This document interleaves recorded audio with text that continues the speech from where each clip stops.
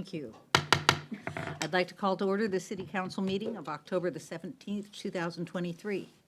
Tonight's meeting is a hybrid meeting. Community members are welcome to join us either in person or remotely through Zoom or by telephone. Clerk, will you please call the roll? Councilmember Nixon. Here. Councilmember Black. Here. Councilmember Curtis. Here. Councilmember Cone. Here. Councilmember Pascal. Here. Deputy Mayor Arnold. Here. Mayor Sweet. Here. Thank you very much. Our study session tonight is on two topics. The first is a universal low-income program update, and the second is a capital improvement program update. We expect to convene our regular meeting at approximately 7:30 p.m. City Manager. Okay, thank you, Madam Mayor. So the first topic, the Universal Low Income Program Update, is a continuation of conversations we've been having since the council retreat. Here to give you the overview of that is our Financial Planning Manager, George Dugdale, and our Senior Financial Analyst, Andrea Peterman. Welcome, George. Thank you. Just share the screen.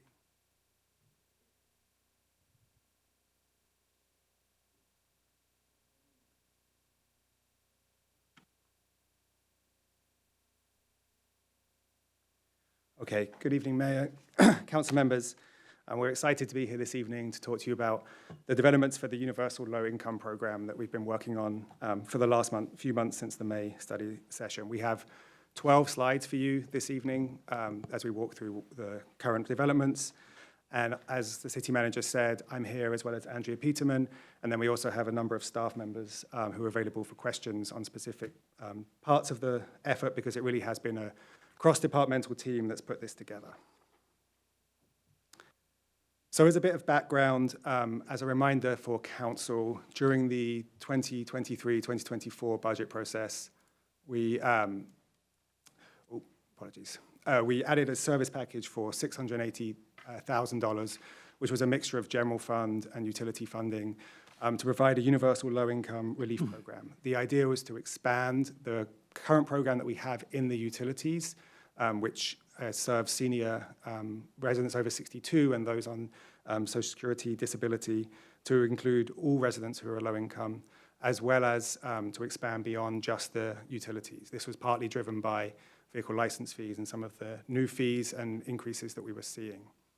When staff came to Council in May 23 at the May retreat, we identified the real key constraint of the current utility low-income program, which is undersubscribed, as being that the customer has to be the bill holder.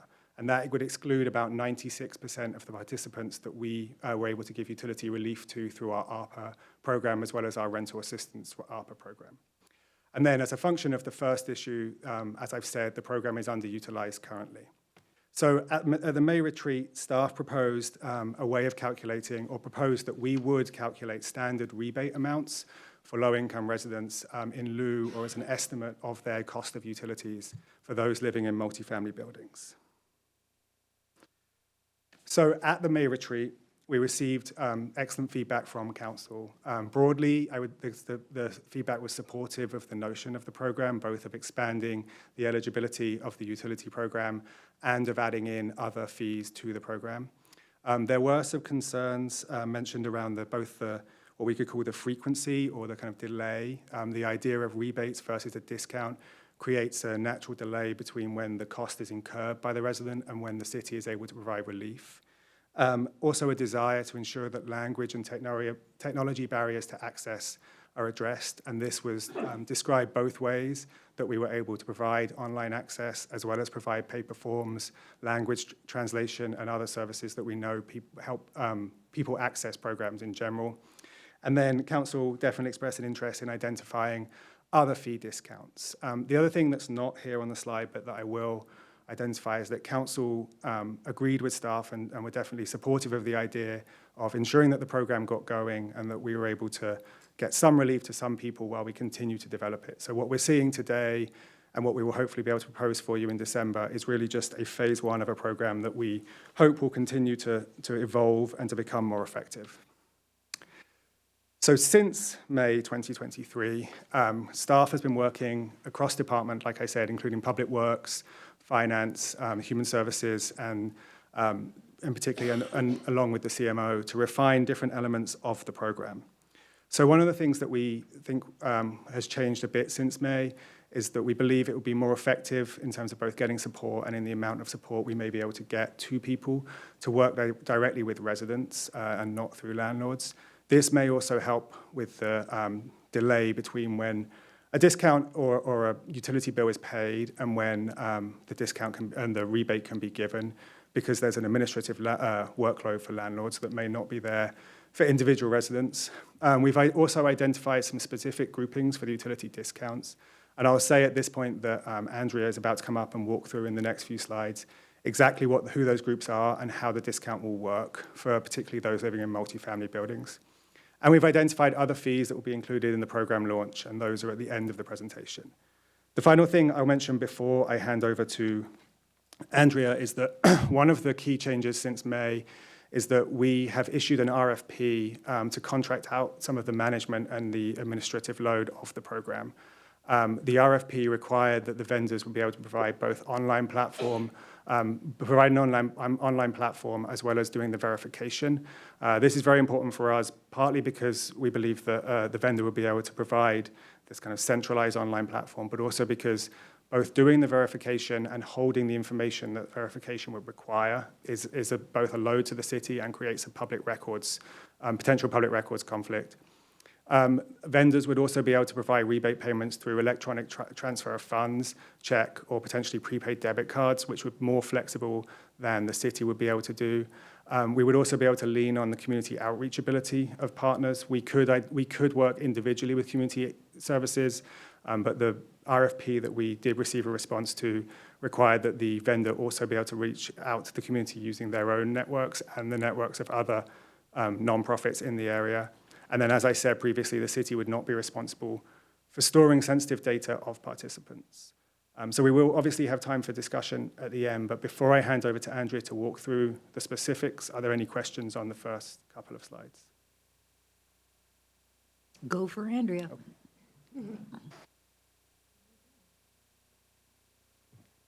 Good evening, Mayor and Council.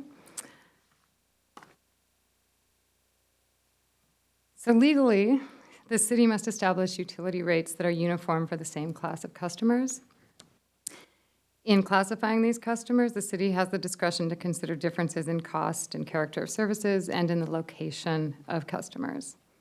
So using those parameters, staff identified 4 different classifications based on dwelling type and bill holder status. The first classification is somebody living in a single-family home who is a direct bill holder, and in that case, the discount would be applied directly to the utility bill, which is the current program. The next classification would be those living in single-family homes who are not direct bill holders, and because we have billing data for all properties, we could calculate the rebate based on actual billing data for those people. For those living in the multifamily building who have utility costs itemized in their rental agreements or their bills, we would use those bills to calculate a rebate based on their utility payments. And finally, for those in multifamily buildings who have utilities included in rent, the rebate would be based on the unit size. So to calculate that rebate for that last category, we analyzed 12 months of billing data from 4 Imagine housing properties in Kirkland. These properties were chosen because they have a low vacancy rate, so that helps ensure more accurate per unit billing data. Initially, we calculated a per person average cost, and we used the King County Housing Authority assumption of occupants per housing type. So, for example, there would be 1 person in a studio or 3 people in a 2-bedroom. And we assigned an average cost to each unit type based on that number of people in each unit. And then we applied the discounts using the same parameters as we use for our current program. So 50% for water, 25% discount for sewer, and 40% discount for garbage. Then we wanted to see if our estimates were in the right ballpark. So we looked at what's called a utility allowance that's used by housing authorities across Washington state. A utility allowance is an estimate of utilities that would be paid by low-income residents And they're used by housing authorities to determine the total resident payment for rent, which defined by HUD is both shelter and the cost of a reasonable amount of utilities. So after comparing those costs, we found a couple of issues with this per-person cost estimate. First, there were big gaps between the amounts estimated by the unit size. So very small for a studio and large for a 3-bedroom in comparison to the utility allowances of the housing authorities, which makes sense because a studio with 1 person, a 3-bedroom, an assumption of 4.5 people would be 4.5 times.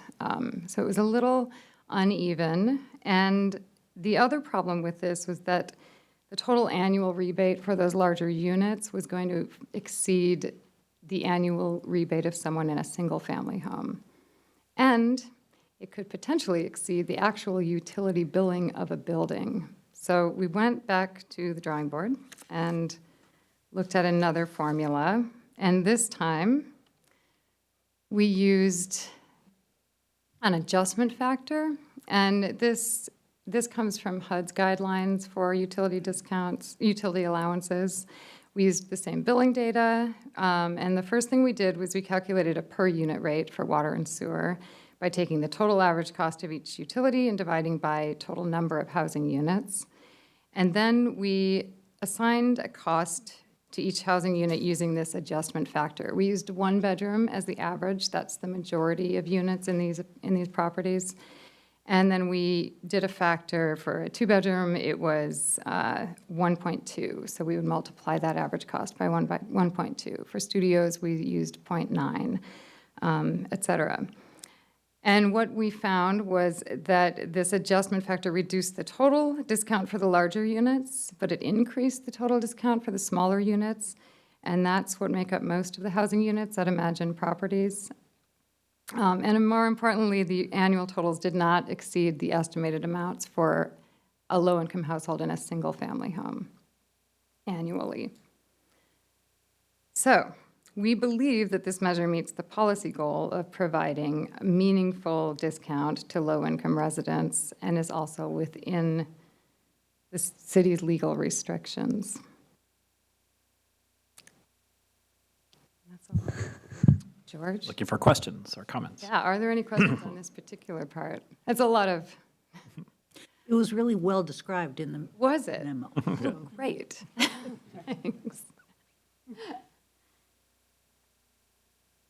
Okay, so moving beyond the utility discounts onto the other program discounts. So staff have identified 5 other vehicle programs and provided nice pictures here as well of the ones that we're proposing to include. So the first 2 I'll deal with individually. The first is pet licenses. So the current rates are there. The memo proposed either a recommendation of a 50% or 100% discount. Staff's current recommendation is a 100% discount for a pet license. This is partly because there's a belief that having a pet license has benefit beyond just the financial kind of cost, the financial gain to the city of somebody being having a pet license, somebody being in the system. And also there isn't a particularly effective enforcement mechanism around pet licenses. And so because we would like people to get pet licenses and there's not a lot of, we don't want to go into significant enforcement around pet licenses, actually providing a discount or being able to just provide free licenses essentially is our proposal here. We can, of course, choose our own discount level for any level council feels is appropriate. But we have 2 questions on this slide for council. The first one here is, does council agree with the staff recommendation that pet license fees be provided with a 100% discount? And I assume this is the same qualifying criteria. It is, yes, exactly. Councilmember Nixon. Well, my feeling is that we should provide only a $30 discount or $15 for seniors. The reason is we still want to encourage people to get their pets altered. Mm-hmm. Oh, good point.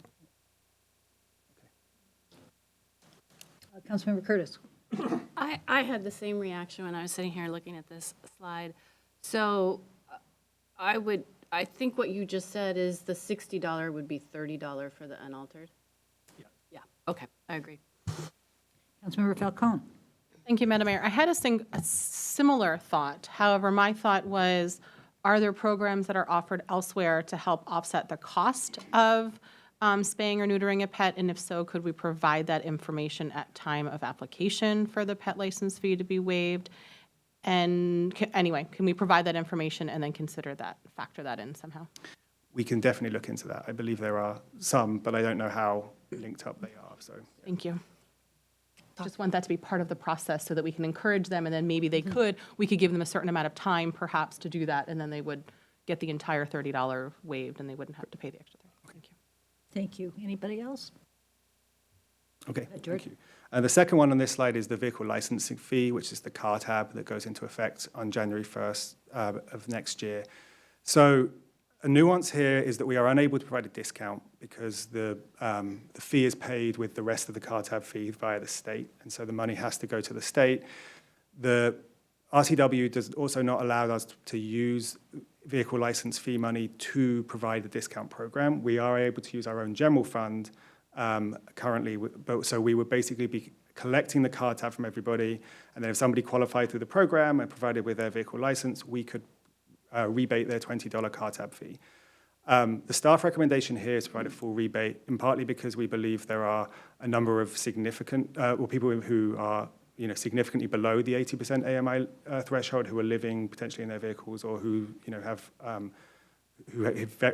need their vehicles, and so we're proposing a full rebate here.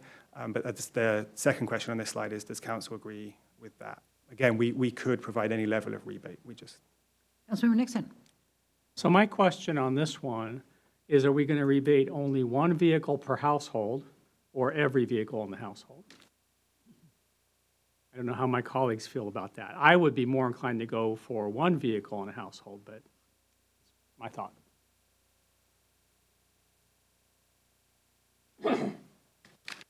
Councilmember Falcone. Thank you, Madam Mayor. Yeah, I'd like for us to put some more thought into that. I don't necessarily know if I agree with Councilmember Nixon's, but I understand the thought behind it. I don't know if it would be one per person or two per like what that might be, but I understand the intent behind that. So I think just putting some thought into a recommendation around that would be helpful. Okay. Thank you. We can bring recommendations. Okay. Thank you. So the other three programs are the Parks and Recreation fees. So the scholarship program that currently exists for the Parks and Recreation fees actually works slightly differently to the program that we're proposing more universally. They have 3 tiers to the program. So our recommendation currently is to keep the current program, but anybody who qualified through our own process would automatically be eligible. So we would cross-share eligibility, but because and vice versa, so anybody who would qualify for a park scholarship could be qualified for our low-income program. But between now and January, we don't believe we have the time to link the 2 programs up. So this is one of those ones where for now we're proposing to keep the programs separate, but it is our long-term goal to make them part of the same program. Councilmember Curtis. So if someone qualifies, we would reach out to them and let them know that the scholarship program is available for park usage fees? Yes, I say that somewhat hesitant just because we haven't designed the form yet, but yes, there's no reason why we couldn't do that. Yeah. And then when you come back, can you give us some sort of report of how the scholarship program is being used and the participation, what income levels? Thank you. Councilmember Falcone. Thank you, Madam Mayor. And so I'm curious if the opposite is also true, since the Parks and Recreation fee discount is already a program that's up and running. If folks that are already enrolled in that, if we'll be reaching out to them to offer them the application for the Universal Low Income Program. We should, and hopefully depending on how I don't know off the top of my head what verification is required for that program, but we do have, so my hope is that if somebody's already qualified for that program, we could maybe automatically enroll them and reach out to them. I do know that we obviously have people enrolled in our current utility program, and our intention is to keep those people on that program. And then because the vendor who responded to the RFP, if we select them, will likely be doing all of the verification. That person who's in the current utility program would automatically be eligible for the other discounts. So it will be our intention that that's true, but I'd have to cross-check know exactly what the verification was, whether they'd have to fill in a form or just be enrolled. Great, thank you. So business license fees, we brought this one to the May retreat, and there was some council feedback that business license fees may not be necessary as part of the program because it deals with a slightly different cross-section of the Kirkland population. Our current proposal here is that we do have a 50% base fee discount. So businesses pay a $100 base fee for their business license. And so there's a 50% discount on that base fee for businesses that earn less than $20,000 in gross receipts. And if council remembers, this was actually changed this year as part of the changes to the business license code that increased the per FTE fee as well. So this was increased from, I remember, 12,000 up to 20,000, I think. So our recommendation here is to expand that base discount fee. So if anyone is a low-income business owner, so they qualify for the Universal Low-Income Program, and they have a business, they would be eligible for a $50 base fee rather than a $100. We are not proposing including the per FTE fee in the discount, just the base license. So they would still pay the $130 per. They would still pay the $130 per FTE. Councilmember Nixon? So when I read this, the thought that came to mind to me is that, we have a lot of people who rent units, many of which go to people with low incomes. And just being a landlord requires you to have a business license. And this might fall outside of this program, but I would really like to look at exempting from business license fees rental properties that rent for like 30% AMI or below, or something like that, right? To give a little help to people who rent units who are committed to using those units to support people with low incomes. Just a thought. Councilmember Black? Thank you, Madam Mayor. I like that idea by Councilmember Nixon, and I wonder actually, in the interest of sort of a universal program, if instead of looking at AMI, necessarily just look at whether the tenant who's renting qualifies under our universal low discount program, then perhaps the landlord renting that property might be entitled to the 50% discount. Then the reason so thanks for that. And then my question was going to be on this one. It's not perfectly clear from the memo or from the slide. This is for a resident of Kirkland who qualifies for the Universal Low Income Program and also Has a business. has a business license. So there's no entry point for just someone who, let's say, for whatever, lives in Kenmore, has a business in Kirkland, and qualifies on income basis. If they lived in Kirkland, you get where I'm going with this. This is for someone who actually is a resident of Kirkland, qualifies for the low income, and has a business. Yeah, so the intention would be that when you apply for the program, you are a Kirkland resident, and there will be, we'll talk about that a little bit at the end, there's going to be some kind of nuance to how we do the form because a number of our residents are North Shore utility customers. And so we have spoken to North Shore and they have their own program. And at this point, we'd have to just point people in the direction of North Shore's program. But our intention is that somebody would fill it, they would have a rental agreement that showed they live, or a mortgage statement or something that showed they lived in Kirkland.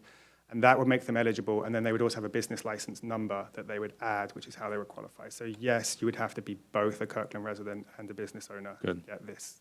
I like the idea. It keeps it manageable from an administrative standpoint. So thank you. Go ahead, George. And then the final one is the false alarm program, so the alarm registration fees. So we do have seniors already exempted from this fee, so we require residents to register monitored and non-monitored security systems. So it's a $25 annual fee. So the recommendation here is to exempt anybody who qualifies for the low income program and has a registered or is part of the alarm registration fees. We don't know really how many people would qualify through this route for the program, but this is another fee that would be easy to administer as part of the program. Councilmember Nixon. So my thought on this one is just eliminate the fee entirely, make registration voluntary for everybody. But I really, before making that as a recommendation, I want to understand how much revenue we get from it and an analysis of what the impact would be. Do we think it would result in more false alarms or those kind of things? I mean, you could charge a false alarm fee, fine, whatever you want to call it, without having to have the registration at all, right? So that's my inclination, is just eliminate the fee from everybody. I guess my question would be, how do we get the information? Is it self-reported? For the false alarm reduction program, it is self-reported. We put mailers out, we advertise for people, we connect with businesses, we connect with licenses. But the purpose of the program is to educate people with alarms to how not to have a false alarm program. So the idea is not so much the money to coming in, but to reduce the number of false alarms for the police officers to respond to. So it's an educational program for the community. Great. Councilman Pascal? I guess I would just be curious about how the industry has changed since this B program was put into place overall. I tend to think that more people have gone to, you know, the Ring doorbell and those things where you're not paying registration fees and they're not automatically alerting the police. And so there's been a pretty big shift. I just wonder how, like Councilmember Nixon, whether this is still a necessary thing. We can definitely bring back data on the number of people signed up and the revenue and maybe the trend over time to see if the number has been falling, as well as the number of, I think we have the number of penalties. I don't know if we have the number of false alarm call-outs that we get, but we can definitely bring back some data from the last few years that would help to answer some of those questions. Go ahead, George. Okay, so this table is just an estimate of what could be the total annual benefit. And you can see there the difference between a rebate, which would be funds that go back to a resident for something they've already paid, and a deferred cost, which is effectively a discount. For the utility rates, we used a 2-bedroom unit. As Andrea said, most low-income renters are in studio 1-bedroom or in smaller units. And so the discount would not be that large, but the total could be somewhere in the region of about $500 per year. To give a sense of what that could mean, I know we had a question and there wasn't in the memo anything about the total number of people that could qualify. The data for that is very hard to come by, and we are looking into it, partly because we have so many utility customers who are in North Shore. And most of the American Community Survey data is based on the federal poverty level, which is much, much lower. And then the data that does exist about area median income tends to be either for the whole city or for zip codes, and so it doesn't quite match up.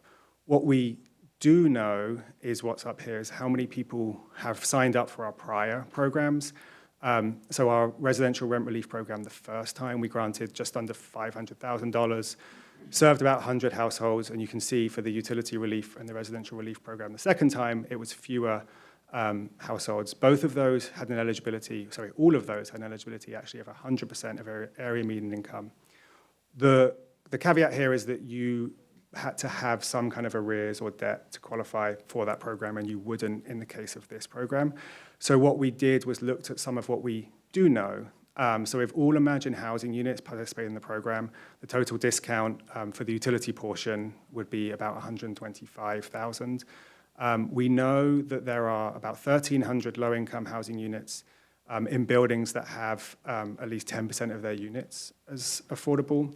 So that includes both King County Housing Authority, Imagine Housing, other similar low-income housing providers, as well as a lot of buildings that have qualified through the MFTE program and other kind of tax exemption programs.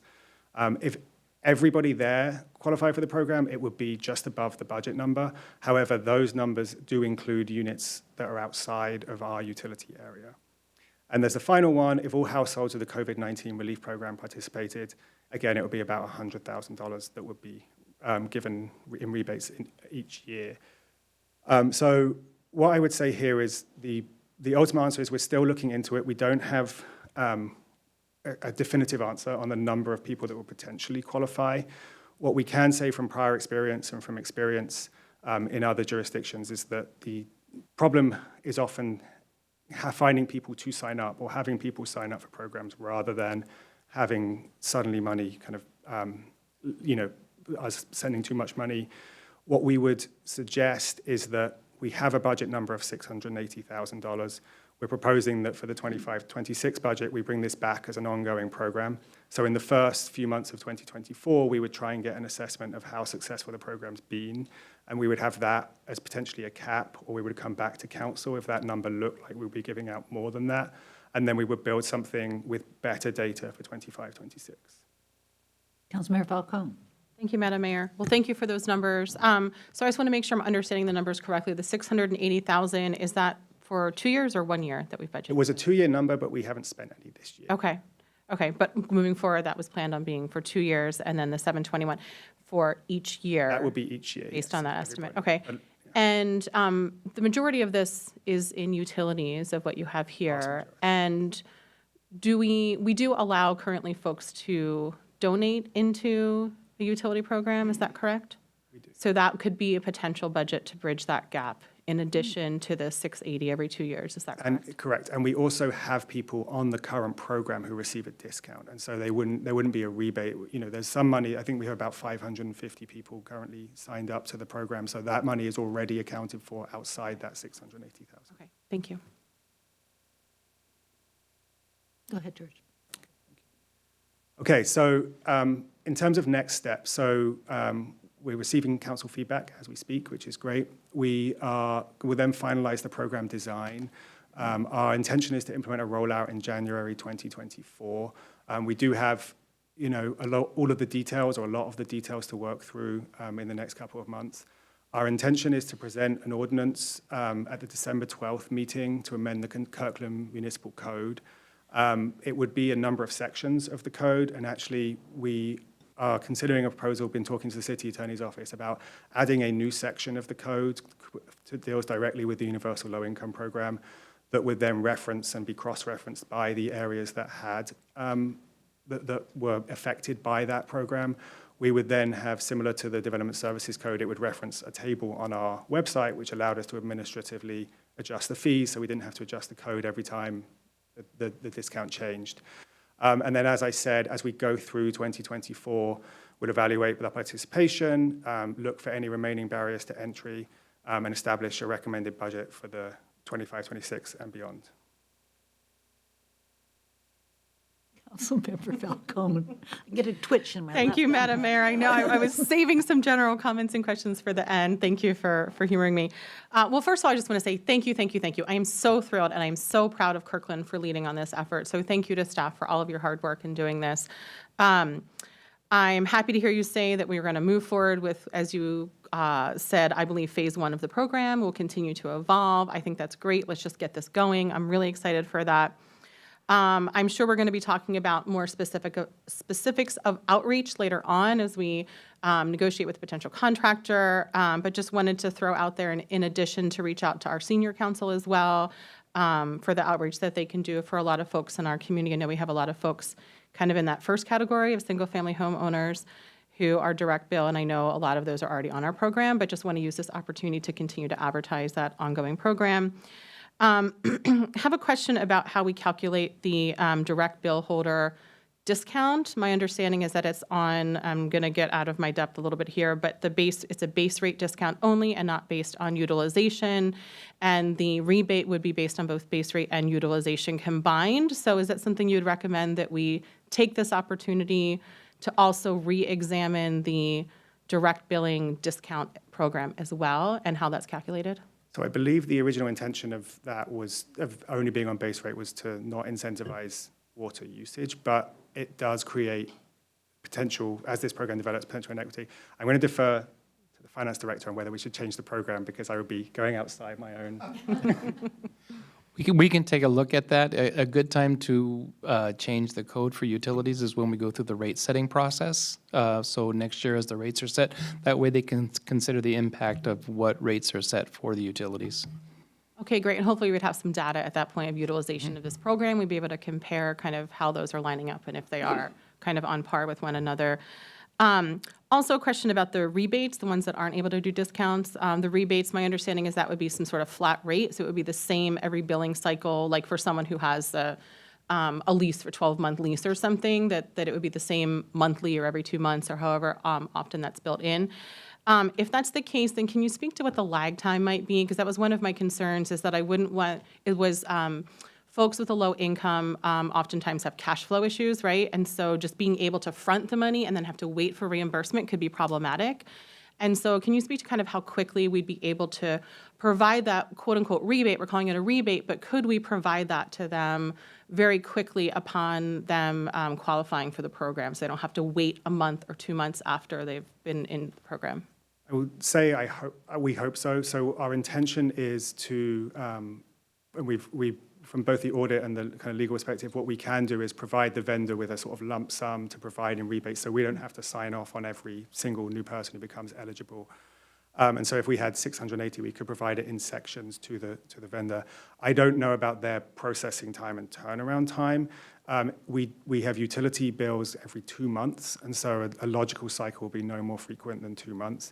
But I don't know, and I think what we're assuming, and we have started talking to Imagine and some of the other multifamily landlords about how they calculate utility usage for residents, because rent doesn't fluctuate, and so they build in the kind of seasonality of usage into that base rate. Our hope is that people will be able to access it very quickly, but we don't have a precise timeline on it. Okay, thank you. And are there other fees that we haven't thought of here? Have we gone, like, what has our process been to make sure that we're really capturing all of the fees and things that someone with a low income may need to pay? Like, I think of, like, aid car fees or other things. That may not be the best example because it's kind of a special case, but.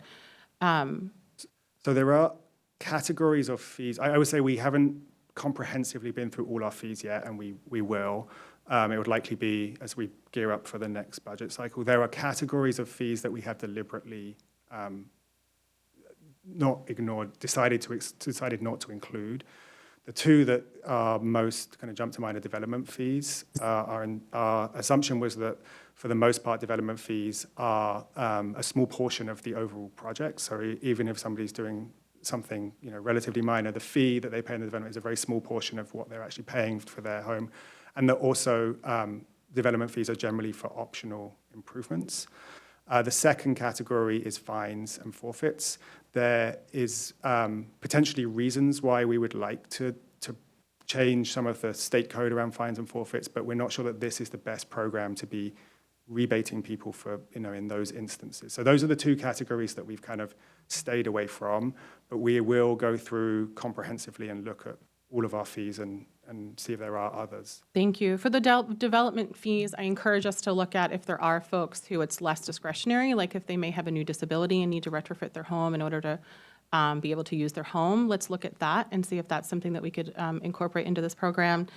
And then my last question, do we know of any other cities locally who are doing something similar to this, kind of a one-stop application for discounts of their fees? Not exactly like this. I do know that the city of Seattle has a website where you can put in your zip code and income, and it kind of gives you all of the discounts that you're eligible, both for them and through the county and others. As far as we know, nobody is doing quite this. And Andrea had some conversations with people at the Housing Authority, and we've had conversations with people at Imagine who seem pretty interested and excited that we're doing this, which is an indication that they haven't seen it exactly like this. So we haven't. We were surprised when we started that there are other people doing similar-ish things in utilities, and that's where the bulk of the money is. But as far as we know, nobody has this kind of one-stop shop for all discounts. Great, thank you. Well, hopefully we'll be sharing that out and the word will spread and we'll have some folks copying our model. Thank you. Councilmember Falcone, I wanted to let you know on the transport fees, there already is reduced or eliminated fees for those who don't have insurance or requested or have income issues. Thank you. Thank you. Councilmember Nixon. Thank you. Just one more thought on the general review of the alarm registration system. In addition to looking at the revenue side of that, I'd like to look at the expense side of it. How many staff hours go into managing that program, so we can understand what the actual margin is on that. Thank you. Thank you. Anybody else? Well, George, Thank got a you. lot of stuff here. Yes, thank you, Council. Thank you. So this will take us to our next item. City Manager. All right, did you call on me for the next item? I did. Okay, see, thank you. So this is in our continuing series of our CIP at a glance check-in. We like to give the council about 3 or 4 times a year an update on what's happening with some of the major projects. So here to give you this quarter's check-in is our capital project manager, Rod Steitzer, and he's joined by Ray Steiger, and I think there's some other folks online as well to help out. Great. Rod. Thank you, City Manager. Good evening, Council, Madam Mayor. Happy to bring a continuation of our CIP update. We actually have a pretty full update for you today. We're covering not only some projects at the end, but bringing back some information on our transportation improvement program process, the hearings and the adoption.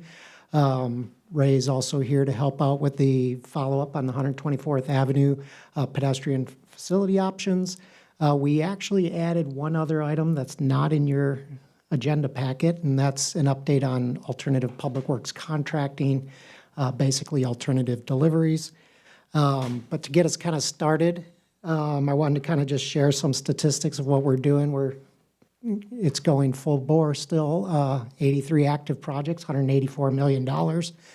We have 49 items or projects in design or bidding at this time. So still a lot on the horizon, and it's really great. Highlighted by a couple of the events that actually just a couple of weeks ago, we all met out on site at a couple of different places. The ribbon cutting for the 116th Avenue, 124th Street opening. That's that turn lane. Glad to see that done. And then also with the shovels and breaking ground for 100th Avenue. That's well underway now and progressing just as planned. So that's good. To get us started, though, a follow-up on the Transportation Improvement Program. This is really a follow-up of a question, Council, you had last December and actually last July when we were coming for the hearing and adoption of the TIP program. So just as a quick summary, the TIP is a reflection of what's in the Capital Improvement Program as well as in the Capital Facilities Plan, and it's really just reflecting the transportation elements in those plans. The TIP, what it really does for us is it identifies projects that are either eligible or may become eligible for grant funding, no matter what the source. The process is governed in the RCW under the one on the screen there, 3577-0105. And what that really says is that every agency must adopt this agency as well, City of Kirkland, must adopt a comprehensive transportation program following a public hearing, and that has to be done before July 1 of each year. Since the adoption can happen between January 1, which is after the CIP update and adoption in December, and July 1 of that year, the first part of it, the hearing part, can actually happen and be held at the same time as the hearing of the CFP and CIP processes. That can happen. And our recommendation on this item is to actually allow opportunity for public input and comment on the comprehensive planning as well as the financial planning of those improvement programs. So we recommend, but are open to thoughts and ideas, holding the public hearing early January each year, followed by the adoption of the TIP. And so I'll just pause right there and any questions or thoughts on the recommendation? Deputy Mayor Arnold. Well, it's great to hear that we have the option of combining the hearings that we already have during the budget time for the CIP and what's required for the TIP. That's new information. That's what was in our packet. And I'd actually advocate for that because the time where we want to hear from the public is when we're making the decision around the budget and the projects that we're going to do. And I would hate to set expectations after we set the budget and said, here's the projects in our 6-year CFP, finding out something the following January that we missed. I'd rather set expectations that we have the single hearing and have that discussion during budget time, and then formally adopt the TIP in January as soon as we can. So it's all part of one cohesive process. Any other discussion? Councilmember Pascal. I'm just trying to kind of walk myself through the process. So in December, we adopt the CIP as part of the city budget. And that happens every 2 years. And then, so during that year where we have a major update of the CIP and we adopt the capital improvement program, then we would come back in January and hold a public hearing on just the transportation portion of the capital project list, and then make a confirmation that the transportation improvement program is finalized. Is that what you're proposing? Sequentially, that was the proposal, as Deputy Mayor Arnold points out. That hearing could happen at the same time as the CIP hearing and the CFP hearings as well. Okay, so the hearing could happen in December then, because we have to adopt the CIP in December, right? Right. And then we take formal action on the TIP later. Right. And I believe the CFP is typically in November. I just want to clarify, so the reason we were able to identify you could hold the public hearing earlier is actually a question we got from from Deputy Mayor Arnold, asking if it could be held the previous year at the same time. So that wasn't information we had when we put out the memo and the initial staff recommendation. And then we were able to identify we could do that basically this afternoon. So it'd be a choice for the council to either combine all the public hearings at one time in the fall or late winter, or you could have a separate public hearing on the TIP in January. Okay. So, sorry, I'm processing this in my mind as like a member of the public house. So they come in, public hearing, let's say, we wouldn't want it to be the last meeting in December because part of the issue is we want to have a public hearing to show that, to hear from the public and perhaps not take action that night, right? Because having the public hearing on the same day as taking action makes it appear that, you know, we're not going to fully consider comments that we hear that evening because we're under pressure to take action that same evening. So we would hold a public hearing in November then, because we only have one council meeting in December, and then take final action on the CIP in December. And then the TIP would be adopted in January as part of the consent calendar. Correct. And what we also do is go and review the TIP with the Transportation Commission prior to the hearing as well. So that would be prior to November as well. Just the TIP section. Okay. Yeah, I think however we can combine it so it's just one process, I'm totally in favor of. The two processes is I still have a hard time understanding. Yeah, there's quite a bit, and there's a lot of input that can be received on all the different comprehensive plans and financial plans. So it's definitely not easy, but for the flexibility, those hearings can be held in that prior year or November, December, and then follow up with the adoptions in January. So I think it makes sense, but you might need to draw us a picture. I love pictures. Yeah. Okay, well, that's great. So we'll come back and circle back with maybe a flow chart or a picture of some kind, kind of tying all these things together. Great. The next item we have, 124th Avenue, a follow-up on the pedestrian facility options. That's included in your packet. Ray Steiger is here.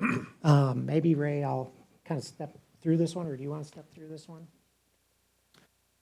Yeah, so we're following up on a LRM that we had earlier in the year regarding pedestrian facilities along 124th Avenue. Most of the west side has been completed. We have a couple segments that need to be done. We're working with developers. We actually have one that we're doing under our job order contract this month. It's just kitty corner from the fire station.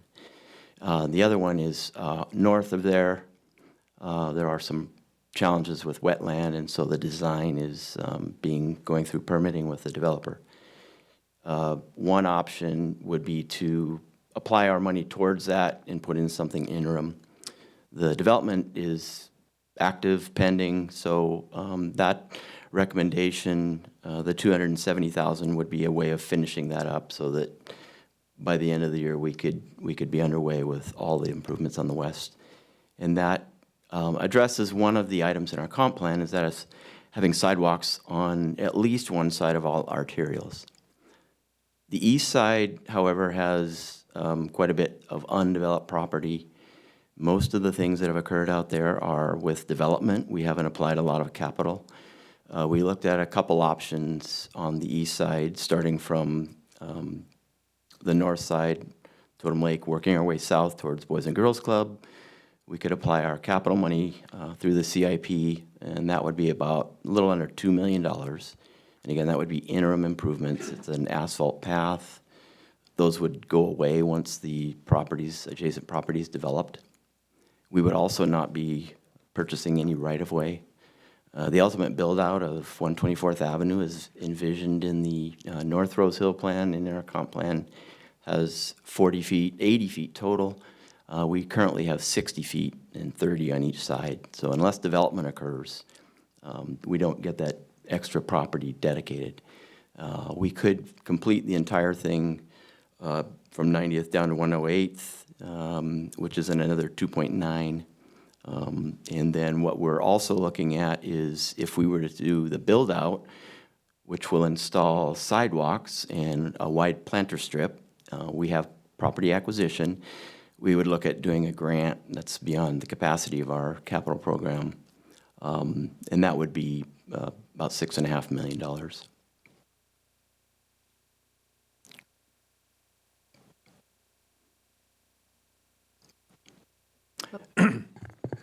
And I guess, Where do you want us to go from here? just to conclude, so the recommendation in the memo was that these options would be explored as part of the CIP process next year, unless council wanted to redirect that in this meeting. So we're assuming we'd compare all these in the priorities of the budget process and the CIP in 2024 for the 6-year going on, but we also want to check in and see if council wanted to redirect that today. Councilmember Nixon.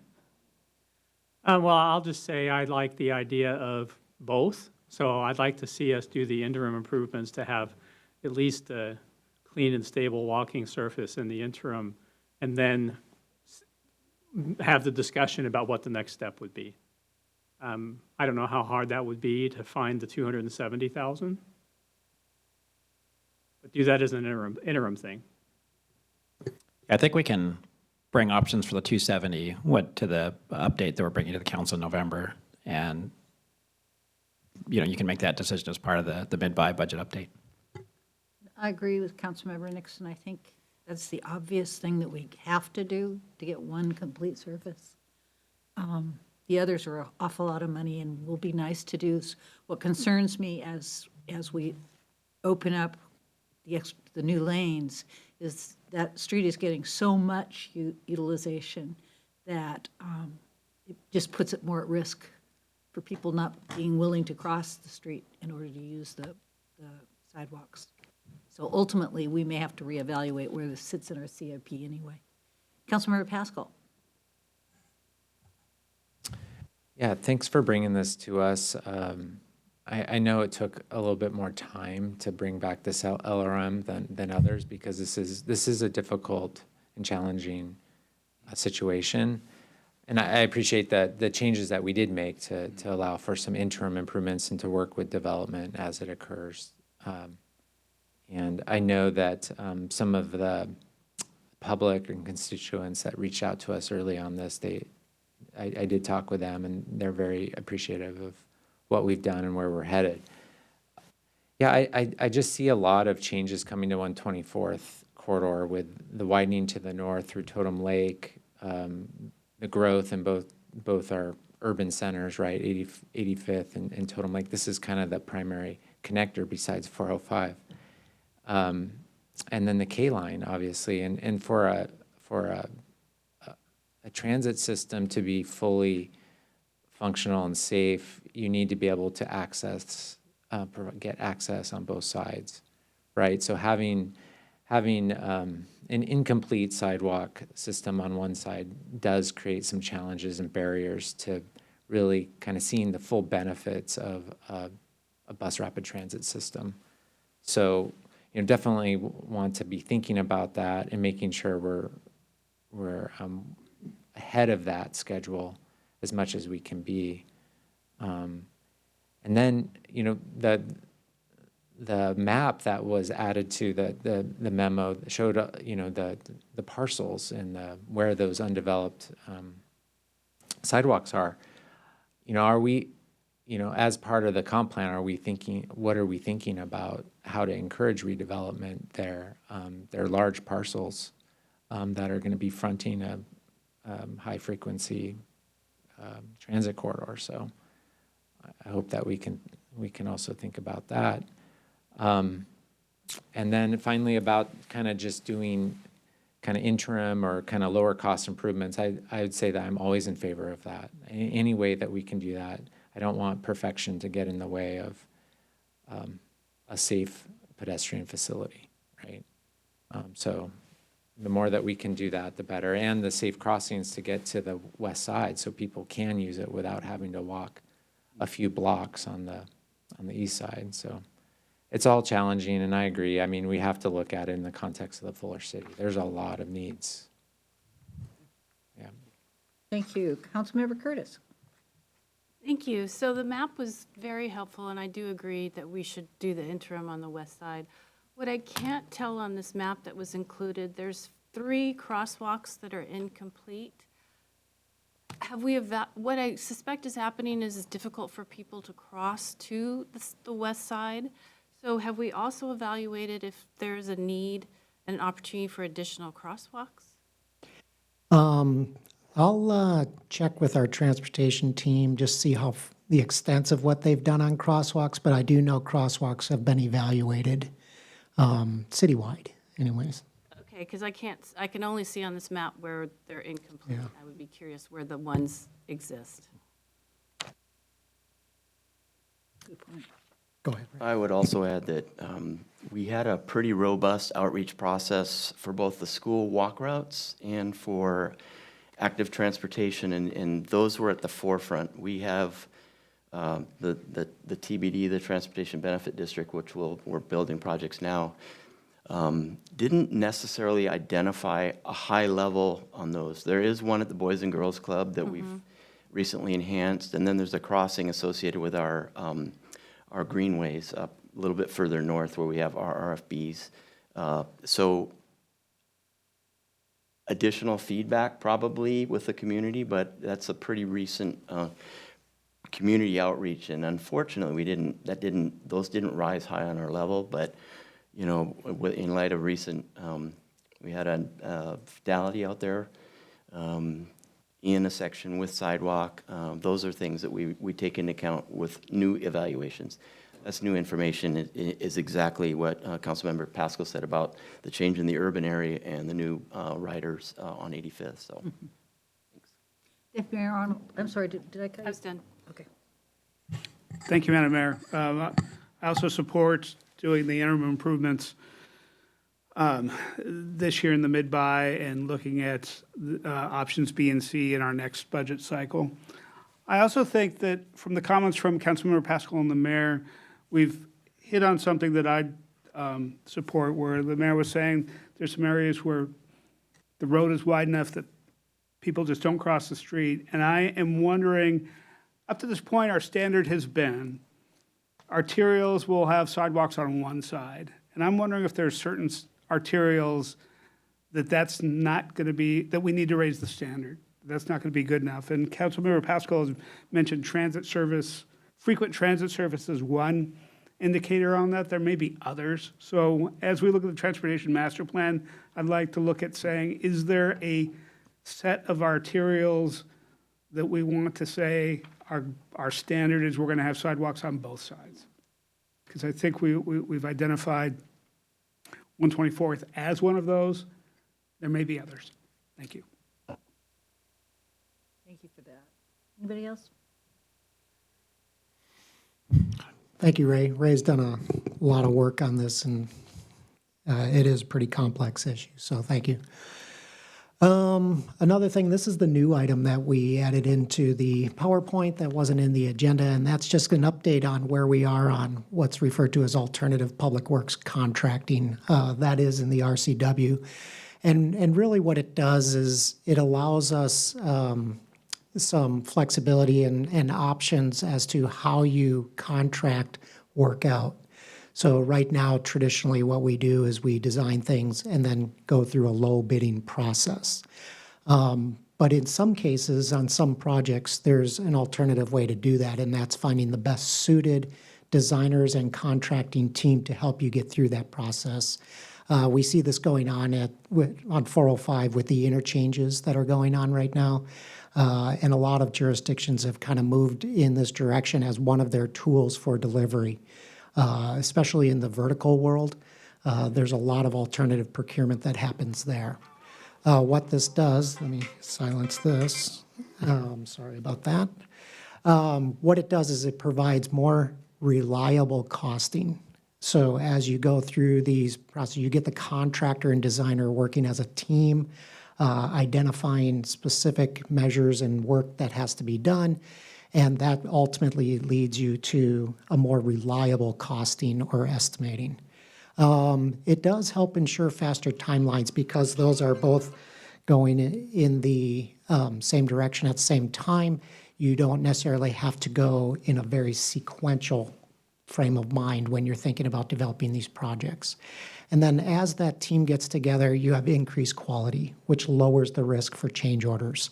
In fact, in these processes, they don't even refer to them as change orders. They refer to them as amendments to the work because it's an agreed upon measure. So what we've been doing is we've been talking about this a lot internally. We have a lot of large projects on the horizon. What is the best way to deliver them? So we've been working very closely with City Attorney's Office, Finance, and other departments to explore these options. And just as a quick side note here, all of these alternative processes still carry the same approval process. Council would still be awarding contracts, and as updates and presentations and statuses come along on some of these projects, those would be brought forward as well for decisions and timeliness of getting the projects done. We did a lot of this background information at a workshop that we held. We held the workshop on September 28th. We had a number of guest panels. That's the picture that's on the right there. You'll see 6 people there, 3 of which were representing owners that do this type of work, and 3 were representing professionals in the industry that do this work. So we're getting a balanced mix of information and support. It was a really great workshop, well attended. A lot of good information. Some of the things that we did cover were the different types of alternatives that you can use in your toolbox to help deliver and implement projects. We also went over what are some of the criteria of why would you select one project over another? What's the best way to do that? And then we went through pros and cons. We wanted to bring this forward and then also highlight that the first step is to kind of review code changes, and that's coming up later in the business part of the meeting tonight, that we will have that discussion. Maybe I should go back and pause there. Any questions on alternative? Questions or comments? Councilmember Black. Thank you, Madam Mayor.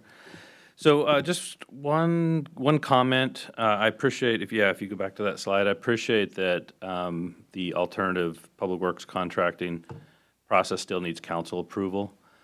And I'm assuming in connection to that approval, staff will provide us with information about, the cost effectiveness of that. But taking it on I don't know exactly how it's going to work, and I'm not sure we know exactly how it's going to work yet. But just looking at it on a project-by-project basis is going to be really difficult because we are going to have a difficulty understanding what the alternative would have looked like if we had done something other than the alternative. So the alternative to the alternative, which would be current status quo, or current SOP. So I just want to make sure, I'm sure this is true because of the way that Kirkland handles its financing and taxpayer revenue, but I just want to make sure that we have an ongoing measures of the success of this, that we've thought about what the measures of success are going to be, and how we're going to sort of measure that on an ongoing basis to make sure. I mean, there might be several criteria, but one of them is going to be our responsibility to the taxpayers, that when we're using this model, that it's fiscally responsible and it's responsible use of taxpayer dollars. Again, I feel like I'm speaking to the choir because we have a staff that's on top of this kind of thing, but our folks in the public and whatnot, and ourselves, just it's good to remind ourselves and remind staff and let the public know that that's the way we're going to approach this. So, any response to that? No, I just, absolutely. The whole point of our exploration of this, which was led by Rod and by Julie Underwood, the Public Works Director, was finding ways to save money and improve speed and reliability of delivery of the project. So we wouldn't propose one to you if we didn't believe it was going to be saving money over the alternative. And we'd go through that evaluation before we brought it to you and then explain that. So it's a good point to remember. But that's the purpose of it, it would be better and cheaper. Otherwise, we wouldn't want to do it. Yep, perfect. Thank you. Thank you. Councilmember Pascal. Yeah, thank you. So, Rod, you talked a bit about the benefits of alternative contracting. What are some of the impacts that you've heard from speaking with the industry? Yeah, so the impacts are what comes up. What really the number one thing that you really need to concentrate on is timely decisions. So as we schedule work and implement projects or start on a path of projects, the timeliness of decisions is key in each of these models. If you can't hit the timeliness of that, you're really jeopardizing the efficiency of how that model works. Another one is there is some requirements that we'll have to put together. We do have to meet qualifications for a state board to review. So we would work with our consultants and contractors on that to make sure that we ensure those qualifications are met. And then lastly, there might be some need for internal discussion about what processes might have to change. In these processes, for example, permitting. We would need to be basically developing and designing and constructing the project in a very tight timeline, which isn't traditionally how our permit reviews happen. Our permit reviews currently happen in the design process primarily, where you're looking at 30, 60%, 90% intervals. So we would need to integrate that and have that review process going on. No, thank you for that. Did you happen to see the recent Seattle Times article a few weeks ago about the design build process that WashDOT has been kind of seeing? I may have seen that one. Yeah, I think what they kind of landed on was that, and this is kind of going to some of the other discussions we're having, is that they're seeing less and less competition for design builders because it puts more risk on the design build team. It basically takes the risk from the city and moves it on to the contracting. So therefore, you are going to get different organizations bidding on and going after this work. And so what WashDOT's experience is a reduction in the number of contractors pursuing this, and that has bid up the price of the projects. So that would be something to be thinking about, because that's a recent thing that's been happening over the last few years. The other things that it'd be nice for us to explore a little bit more as we make a decision is that, like you said, it requires a different level of expertise to manage these. So completely different staff skill sets, processes. You're changing the workflow within an organization. It actually attracts a completely different set of designers and contractors than would normally bid on city projects. What I've seen is that many design builders are out-of-state companies, big, large, multinational firms. So you don't necessarily attract local, smaller businesses that you would normally get from the other procurement alternative. That results in less diversity of submitters because they're not willing to take on that additional risk. You need to have much bigger wallets, pocketbooks to take on that risk. And that many design build projects result in litigation, and litigation is actually seen as a cost of doing business. And that's all the back end that you don't see either. And so those are things that we need to be thinking about. And I only point this out because I've had some really poor experiences with that contracting alternative in my profession, and some good ones. Yeah. But it's a completely different animal, and before we get too far into it, it'd be nice to make sure we've thought through all the upsides and the downsides of that. Yeah, those are great comments. And as we kind of evolve this concept, we can kind of include a little bit more in-depth conversation and description about some of those cons in our next update. Great, Ron. Okay. Right into the project update. This is probably going to be more of a rapid fire kind of, I'm checking the time here. I think we're okay. Before we get started on this, we are holding what we're going to refer to as a capital improvement forum on October 24th. I've got a slide later in the deck that's open to the public, and you can attend that. Anyone can attend. But as we get started here on the projects, a lot of highlights, a lot of activity going on. 100th Avenue underway. Wanted to highlight a couple of things here.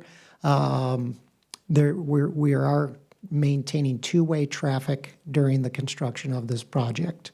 I'm sure there's going to be some very short times where, you might have to do some paving or some other thing, but, 1-2 day kind of a length. But we're going to be maintaining two-way traffic. And we have been working and working very closely with some of the franchise utilities. We also been working closely with North Shore Utility on this project as this section's in their jurisdiction. Our fire stations, I think the big bullet here is the last two of the fire station programs. We're tracking on budget. Which is great. Annika and team have been doing really great on this. And I think I did include this in the last one, but Fire Station 21, we actually advanced the timing of that one up, which is a cost savings kind of measure, also an efficiency for developing the design of the projects and things like that. On the right is what we're referring to as our kind of dashboard that we use to review these projects with the consulting team. And if you look on the bar graph, there's a couple of separations with the orange and blue on the lower part. That's showing that advancement of the Fire Station 21 schedule. So this one is going, so far we've had a couple of hiccups with a couple of things, but we're doing pretty good and keeping things under control on this one with the delivery. Safer routes to school, let's see, Ray is still here. And the speech typing here is covering up maybe one of the most important bullet points, but Safer Routes to School program, we have hired our two staff. Two staff have now been here 6 weeks and integrating very well. In fact, they sit right next to Ray, and every day there's a lot of engagement and interaction going on, so they're coming up to speed. And what that's doing is allowing us to actually work on some of the projects that were slated for 2024 a little sooner. For example, 18 bike lanes, which we're going to start in first quarter 2024, we're pulling that in to start in 2023. So that's been going pretty well. Wanted to highlight our Lake Street Pedestrian Scramble project. This month is the month that we're going to advertise that. The construction, though, is starting later in March of 2024. And the reason we wanted to do that, one, we wanted to make sure we're timing everything correctly with Puget Sound Energy. And the other thing is long lead times. This is a signal systems have long lead times, so we want to make sure we get out ahead and order those materials. Our 124th Avenue, we talked about this during the 124th update, increasing the number of lanes. The big thing here is we are now reached all of our paperwork with WashDOT to obligate the construction. So we're going to be advertising this one starting in November. It'll be about a month-long advertisement to attract the most qualified contractors that want to do this type of work. And we do plan on using flaggers and uniform officers to help control traffic on this one, especially access to and from some of the adjacent businesses. We will also have an approved pedestrian bicycle routes around the work that's going on out there. And in the picture, we can see the proximity to the Totem Lake Connector Bridge. Juanita Drive, another one that's progressing along here, advertised early November, construction early 2024. So that is going along.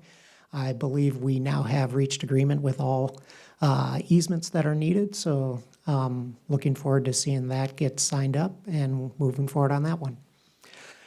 I think we had an update on our Slater and CKC crossing project last time. I think the big update here is we have been in touch with WashDOT and we requested them to move the funding forward to the 23-25 biennium, just to make sure that we can deliver the project as we're kind of scheduling it here.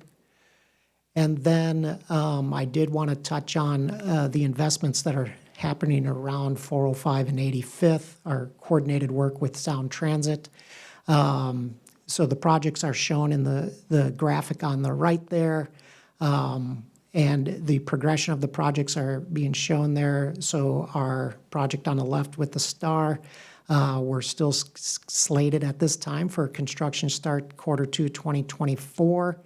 The third lane, Q3 2024. And the water main relocation is currently underway. We actually were able to negotiate the earthquake resilient pipe for that project, so 2,300 feet, which is great. The big bullet here on this one is we do continue to work with Sound Transit, and we'll be meeting with them later this month to kind of talk about some of the expenses on the projects and funding and how we can really make these projects deliver on those same schedules.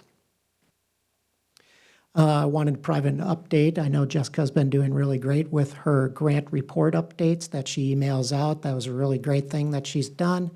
But highlighting a couple of things, I think the top bullet really kind of captures my attention. 39 capital grants versus 28 in 2022. Recent awards also associated with our Transportation Benefit District is that very top one for $600,000. What this does is puts a sidewalk connection between 405 and 116th Avenue on 124th Street. So right where the freeway, the southbound freeway exit is on 405, completes that gap, which is great. Long time needed there. We also secured our Gold Hill Drainage Improvements Grant for $500,000, completing the funding needed for that project. So keeping that one on track. And a number of other grants. Let's see, I'll check my time again here, make sure. I think I got enough to run through this. 4 different types of grants. Jessica has been doing great work on this. Our Vision Zero Action Plan update. We have what's referred to as an SS4A grant for that, Safer Streets and Roads for All. We have a TIB grant, Transportation Improvement Board grant. This is for crossing at Lake Washington Institute of Technology on 132nd Avenue, right close to 120th Street there. Reconnecting Communities pilot program. This is commonly the RCP program, so this is Lake Washington Boulevard and Multimodal Connection Study. So that's something I know we've talked about in the past. So get a grant of $160,000 to do that. And then a fairly large grant, the SMART grant, Strength, Mobility, and Revolutionizing Transportation grant. It's basically for traffic signal performance measures. So $1.9 million. So that's really good. This is a slide I mentioned earlier. This is the additional outreach we're doing in the Capital Improvement Program, October 24th at noon. We're going to hold what's called the Capital Projects Forum, where anybody can register at the web link shown there and attend, learn more about some of the high-profile projects or the projects there. But there's actually 2 parts to that forum. The second part is going to be taking the Stores to Shores Greenway project and stepping through what we have as the current 30% design and receiving feedback on that. So a good community engagement opportunity. That's my last slide. So just want to make sure that, Well, great report, Rod. This oh, is thanks. a bundle of work, Yeah. and you guys are on top of it. So thank you for the report. And Deputy Mayor Arnold. Thank you. Two questions adjacent to your report. Appreciate the update. On the coordination with Sound Transit on 85th, your update was about the city-run projects that look like they're on track. Will we be getting any information on Sound Transit's overall project? Because that has the potential to be quite disruptive. Yes, and Julie, I'm not sure if you want to take this one, but I think, I know we are planning to bring back an update to council on the WashDOT project, so you can get a little bit more details. Obviously, the public sees what's happening out there, so we definitely want to bring that back. In fact, I was just brainstorming when would be a good timing for that, hopefully before the end of the year. And secondly, I just wanted to acknowledge I got to see some of the neighborhood association briefings on the Stores to Shores Greenway, and that proposal is routed down a very steep hill, 97th in the Highlands, and I just wanted to acknowledge we received a lot of feedback. I see Julie's exhaling there, a lot of feedback on whether that will work as a greenway, and I hope we have a chance to respond to that feedback. Thank you. great. Yeah, I think unless everybody gets an electric bike, we're going to have to put a ski lift in. Yeah. Councilmember Nixon. Gondola. Yeah, I've heard the feedback on the Stores to Shore from several people as well. I think we may all have people a little skeptical and concerned that 30% usually means things are pretty locked in and they still want to see some changes. I did want to comment on the 85th station. We've gotten a lot of feedback at some recent public meetings from people who are very concerned about how traffic will be rerouted during construction. And generally, the feedback is, as far as we know, there hasn't been any opportunity for public input into that. And I don't know if that's scheduled or not, but it would be very helpful to be able to hear from DOT what their plans are for public engagement on the detours and such around that area and the impact on the adjacent neighborhoods. Thank you. Yeah. Made a note of that, and I know that we have been looking conceptually at least at some of those upcoming needs for rerouting or detours and things like that. So I know our transportation group is looking at that really hard. Great. Councilmember Pascal? Yeah, thank you for putting on this forum this next week on the capital projects. I'm hopeful that there'll be a good attendance. And is that something though that you plan on recording so that folks that can't attend they can watch it back later? We absolutely can. Mm-hmm. And the only project that I would just inquire about as potentially another high public interest is the Kirkland Way Lake Street intersection project that will be starting in March. And I tell people about that project, and most don't know that that's going to be occurring, and that there will be some pretty significant impacts for folks that do typically travel through downtown. I know the businesses are aware of it, but I'm not sure how much the greater public is. So that could be another one just to share a little bit about, since that's We can add that. pretty imminent. And hopefully we'll get some promotion and press on This Week in Kirkland's podcast. I would just like to add, I know I just took the slide down, but if you some of the council members have asked about individual projects and sort of like scope, schedule, budget, those sorts of things. But if you actually go to the capital projects website that's linked at the very end of that last slide, that's on the what we're going to push out, there's a really detailed list of the projects, and each of them has its own link. And you can, I don't know, Rod, if you can actually click on it or not. Probably not, it's not a live link right now. Yeah, it's not live. Well, actually, it should be. I put it in there. So one of the things that's cool about this is you can go to an individual project and update, but at the very bottom of it, if you scroll all the way down, there's our capital project interactive map, which is something the council asked for kind of years ago that we keep updating, and you can click on that and it actually shows you locations, and you can actually then zero in on a project and click on that and you can get as much detail kind of as you want for each of these projects going in. So for members of the public or for council members, if you want to like see what's happening in an individual project, you can get that by following those links. Great. Any further discussion? Okay, you done with us? We're done with you. Thank you. I appreciate it. Okay, with that, we will adjourn, and we will be back in session at 7:30. Thank you.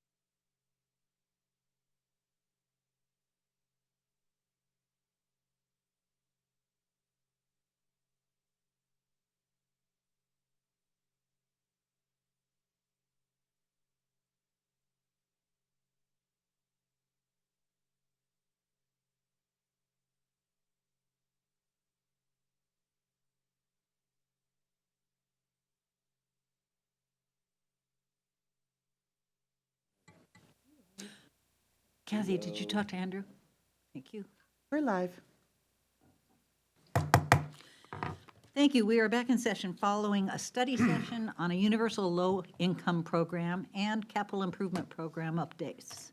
We're item number 5, communications. This is the time in our meeting when we normally hear from the public on matters that are not quasi-judicial or scheduled for a public hearing, of which there are none scheduled this evening.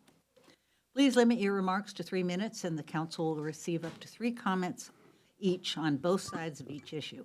If you are present either in person or virtually and would like to address the council during this items from the audience period, please sign up using the online public comment instruction link or in person using the posted QR code. For those participating by phone, please dial *9 to be recognized to speak. Community members will be called in the order in which they have signed up. Items from the audience is an important part of our business meeting, and we ask that everyone be treated with kindness and respect. We ask that you please not clap or applaud after a speaker or express your disagreement with a speaker. We want everyone in Kirkland to feel welcome, expressing their viewpoints regardless of content. Because they can be disruptive, signs and placards are not allowed in council chambers during our meetings regardless of their content. Clerk, will you please? We have one person signed up to speak. It's Lisa McConnell. Welcome, Ms. McConnell.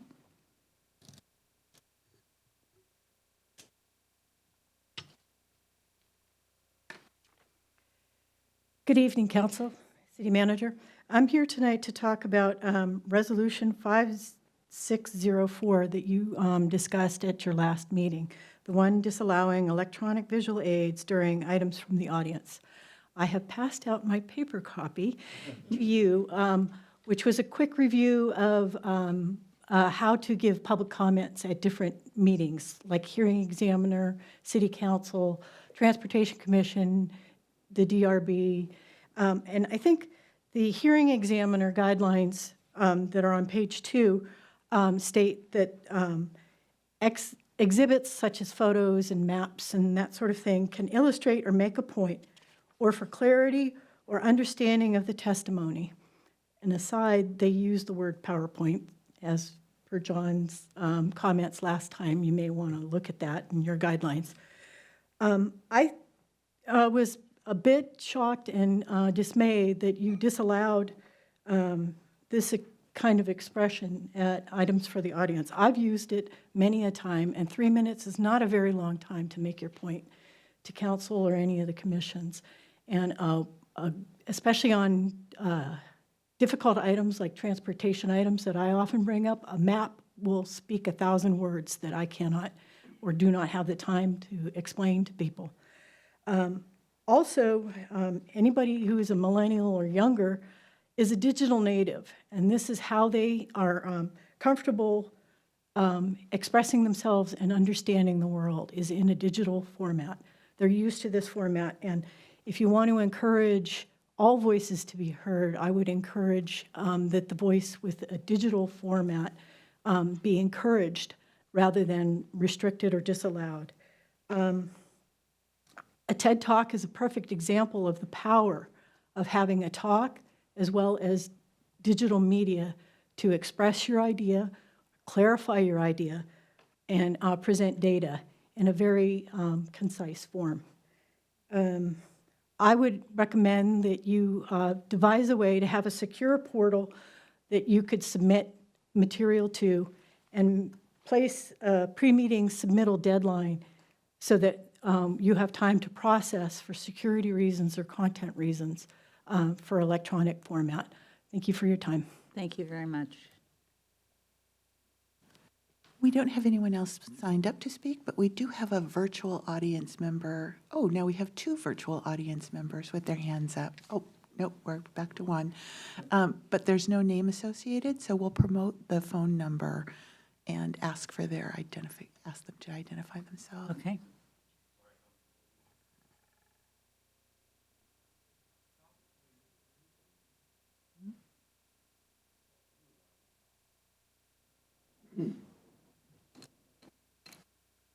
Hello. I'm not sure if anyone could hear me, but We can hear you. Can you hear me? Okay. Okay. Yep, Can you I can hear you. Can you give us your name, please? Talia? What is your whole name? Talia Nauman. Thank you, Talia. Welcome. Thank you. I have more of a question. I mean, I guess there are 3 minutes to speak, but I don't have a lot of speaking that I really want to contribute. I just have a question, and if someone can speak on it, that's great. If not, I just don't see the information on the website. So I looked at I looked up. You actually have something on your website. So there's this May 17, 2023, city to unveil new crosswalks with intersex, inclusive, progressive flags. I didn't look at it before. I just saw it when I was going on my walk and stuff, over these months. So, I think that was the idea was, kind of a good intention. But then at the end of June, it was not removed, and it's kind of already October. So, when is that going to be removed? Talia, the intention is not to remove it. Who should I have her contact? Talk to Julie Underwood, the Public Works Director. Okay. I'm going to give you a number. You can ask for our Public Works Director. Okay. Public Works. Public Works Director. The telephone number is Okay. 425 587 3000. So Public Works Director, and that's just going to stay there? It is a For permanent how long? installation. Oh, wow. Okay. Okay. Okay. Well, thanks. Thank you.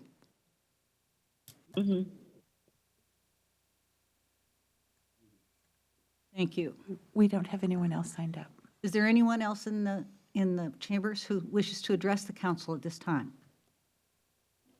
You are a special presentation, my dear. Oh, please.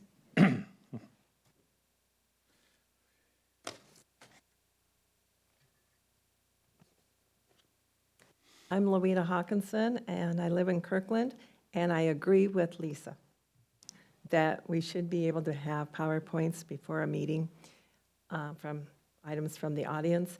I understand security and how thumb drive can bring in a virus or something, so I had to send in my PowerPoint early, and that it works for me, and that way people won't be shooting from the hip. So, Thank anyway, you. I just agree. Okay, then I'm going to declare this items from the audience period closed. Before we have a motion on the consent, no, next item is special presentations.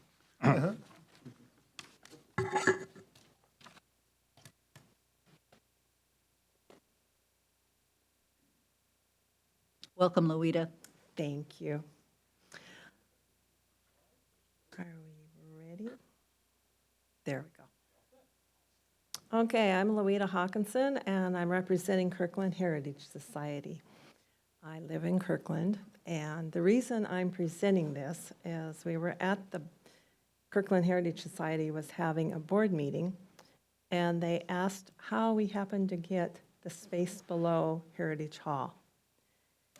And I was really kind of dumbfounded because I know, and I couldn't believe they didn't know, but as I looked around, 9 board members, I'm the only one there that was there when the building was moved and restored. And so I put together a little PowerPoint to show them. And then I started thinking about the council. How many on the council were here? Annie was here. Kathy's not on the council, but she was here. Okay, so you know what happened. So anyway, I thought, well, I'll just present it to the council just as an informational thing and for the citizens of Kirkland. If you were born here 26, 27 years ago, that building has always been on the corner. If you came here 24 years ago and were an adult, it's always been on the corner. Maybe you knew that it moved, but you didn't know where it moved from. So this is the PowerPoint I presented. All these photos are from the late Bob Burke and the late Dale. And I'm not that kind of late. 1922, the church building would be rubble in landfill if not for the cooperation and energy provided by the city of Kirkland and Kirkland Heritage Society. Because of their joint efforts, Kirkland has Heritage Hall. It was a teamwork from the beginning. Now, if anyone has questions, please ask. Just stop me cold. This isn't a long presentation. The original address was 220 First Street. Here's the building ready to go. Moved on April 29th, 1999.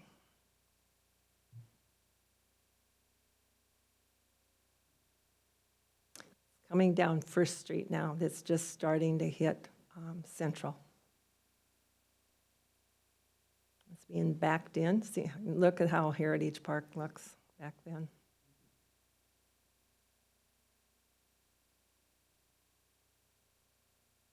Now, this had to be done in a hurry. There was no foundations. The foundation had to be built under the building after it was moved.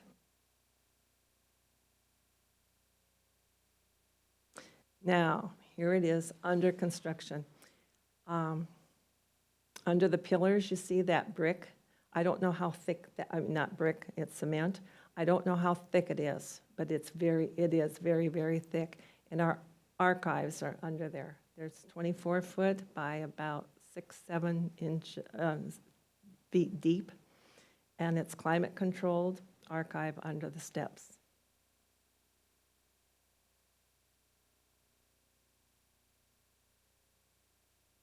Am I going backwards? Yes, I am. Sorry.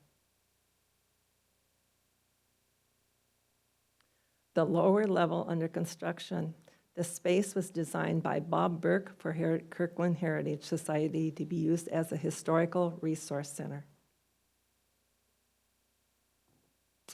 And there was the old tennis courts that were put together, but with volunteer work, I must say. KHS provided much of the grunt work. I think that's Mary Alice Burley there.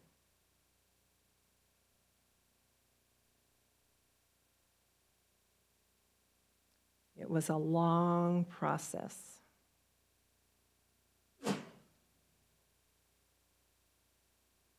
It's Dale Hawkins, my husband is there on the ladder. That's my late husband. Then, in 2000, the city and the KHS received, the city and KHS efforts were recognized by being awarded the first John Spellman Award for Historic Preservation. And so both the city got one of these plaques and KHS got one of the plaques. Now you get a paper certificate. And the work continued. 2001. That's Vic Newhart at the base of the ladder. Kirkland Heritage Society used to be in charge of all the decorating. Vic would get up on that ladder and put up the bunting, put up the garland.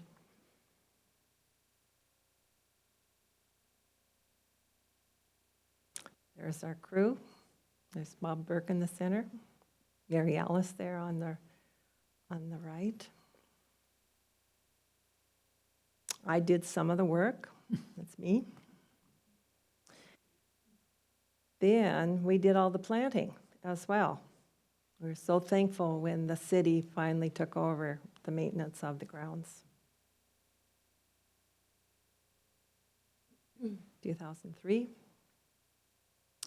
They're both gone now, but architect Bob Burke did much of the planning for Heritage Hall. He was a city planner and an architect.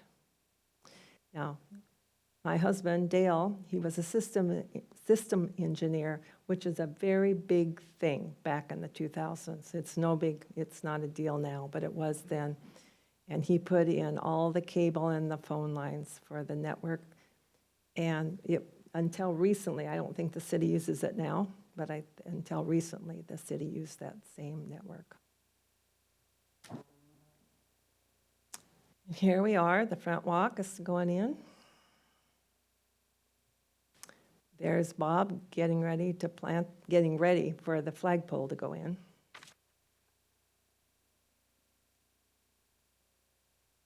The Kirkland Women's Club donated the new flagpole, and KHS donated the energy.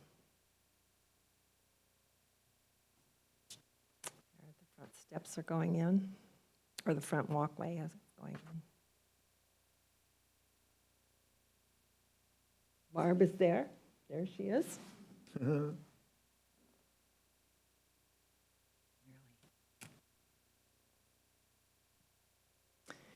And then Bob Burke at the ribbon cutting, and I think that says 2003 when we finally, and it was not ready for occupancy at all, but you had to set a date. So we set a date, we didn't make the date, so there wasn't anything going on inside. Now, Heritage Hall still needed some finishing touches, but was open for the first meeting for the Norkirk neighborhood in 2004, and that's Larry Springer up there. The town of Kirkland incorporated in 1905. In 2005, Kirkland celebrated its centennial. Heritage Hall was open with historic displays.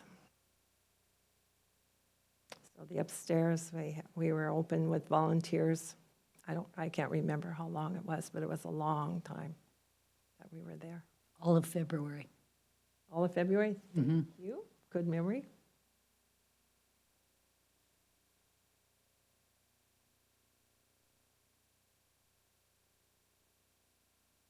Peter Kirk's clothing, those are now downstairs in the museum downstairs.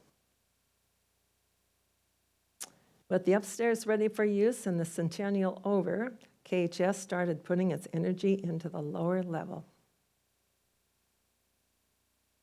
There's Bob. Oh, and that's Sue and Sans Contreras. He's gone too, Dave Tucker. I did some work inside. Now that's my husband, Dale. He would come home every night and have dinner, change his clothes, and go down to the hall and work until all hours.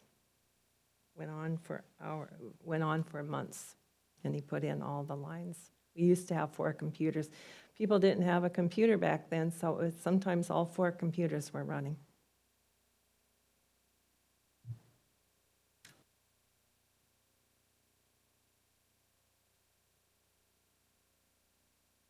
Taking a break. Barbara brought muffins for all the work party.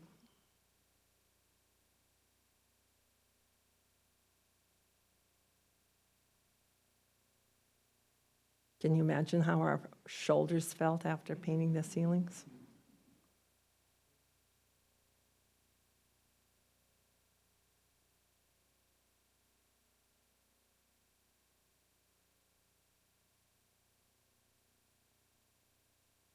Cute as ever, Marilee Dix. Now she was testing out all of our pins, and I wanted to save that piece as a piece of art, and it disappeared. The lower level was not ready for researchers until 2006. The Resource Center is now a mini museum as well. It is still a work in progress.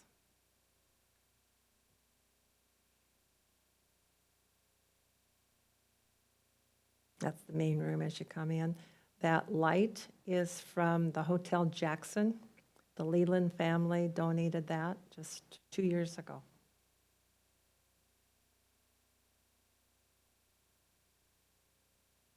That's the school corner. Everything in, excuse me, everything in the museum is from Kirkland.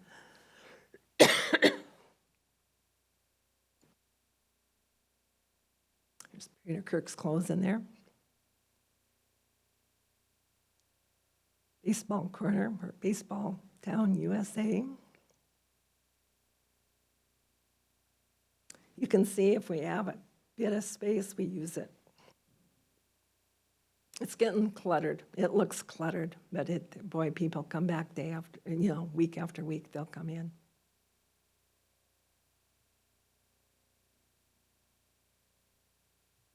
That is from the French family.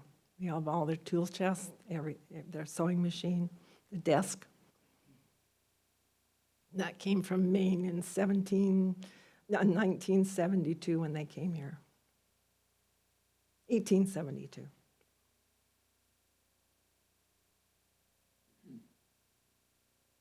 The doors aren't even safe.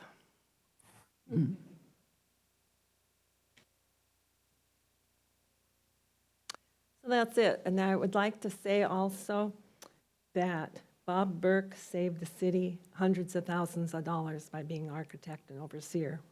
He organized the work parties.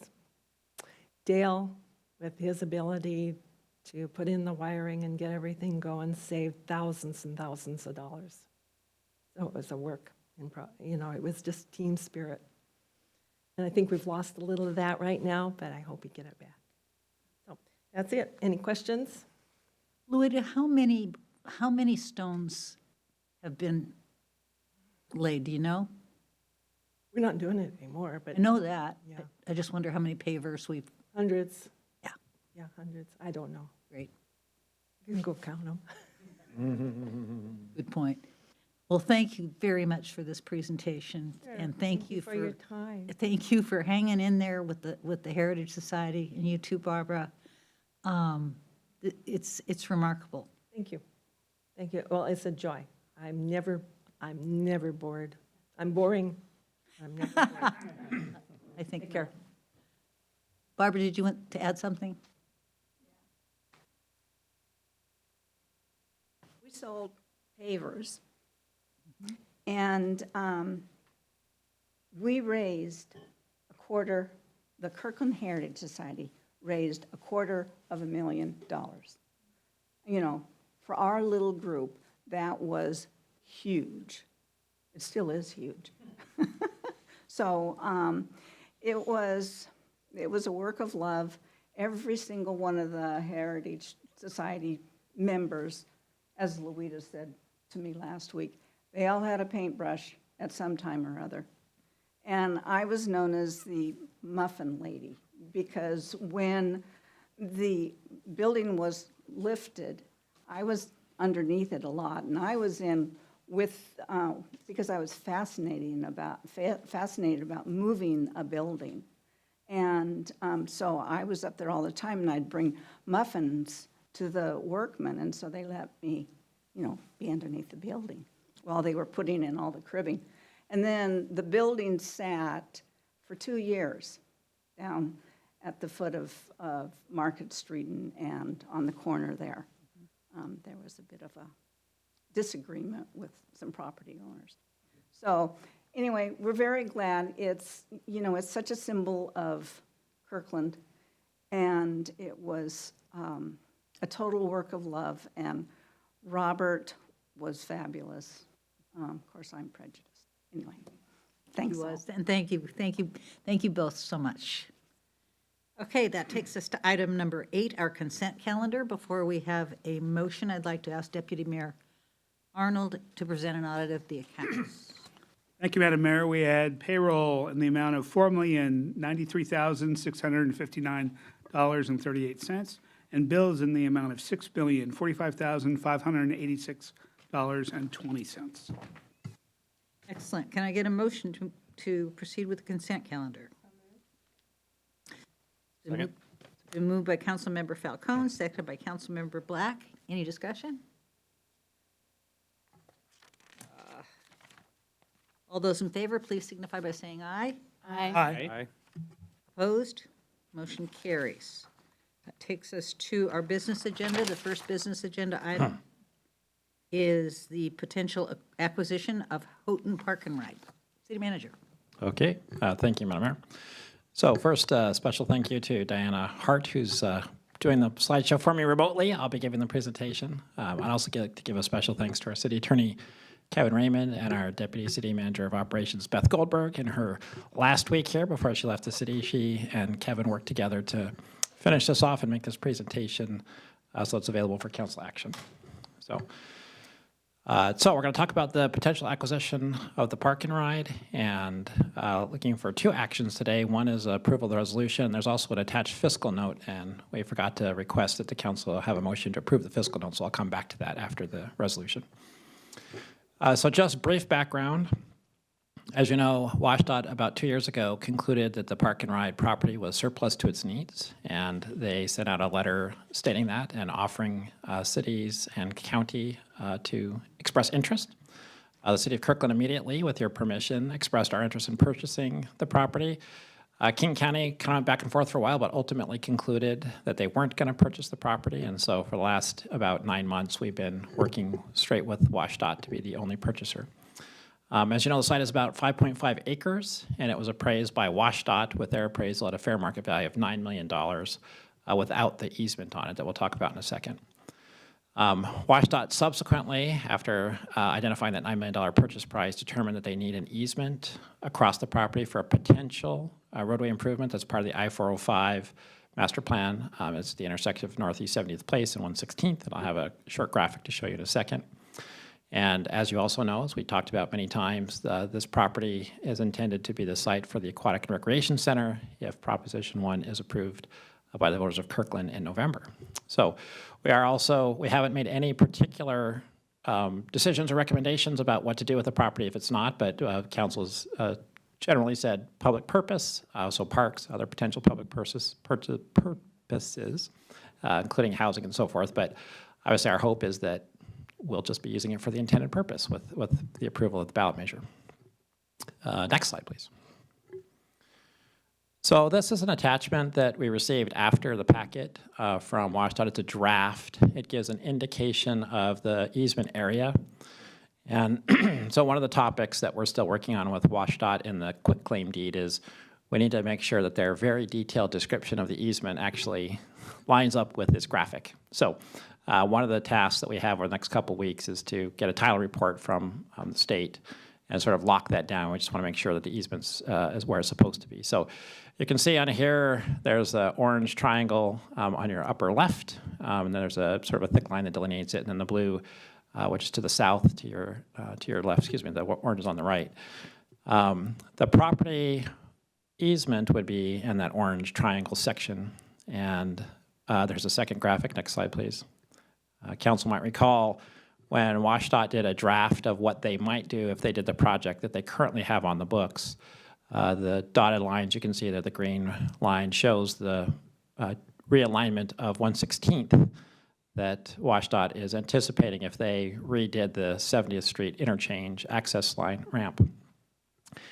So, I'm sorry, can you go back for just 1 second? So one of the things that you can also see on this is we evaluated the two options for the Aquatic and Recreation Center, both the 103,000 square foot option and the 86,000 square foot option. And both of those options fit on the property that is not encumbered by the easement. And so you can see that from this graphic here. The proposal that is on the ballot fully fits on the site that's owned by the city with this purchase. And then the site in the north that would be part of the easement is intended to be surface parking anyway. And so WashDOT has agreed that that's a use that they will allow on the easement. So the property will fully allow the use of the Aquatic and Recreation Community Center should the ballot measure pass. Next slide, please. So just a little bit of background on the purchase itself. As you recall, we showed the council a letter of intent for the purchase between the city and WashDOT on the council meeting on July 5th, 2023. We received a quitclaim deed from WashDOT early December in between the last council meeting and this one. If the city were to simply accept that quitclaim deed as is, we would own the property. So WashDOT has said, we are ready to sell it to you. The purchase price is at $9 million, but subject to the easement. So I'll come back to the funding sources in just a second.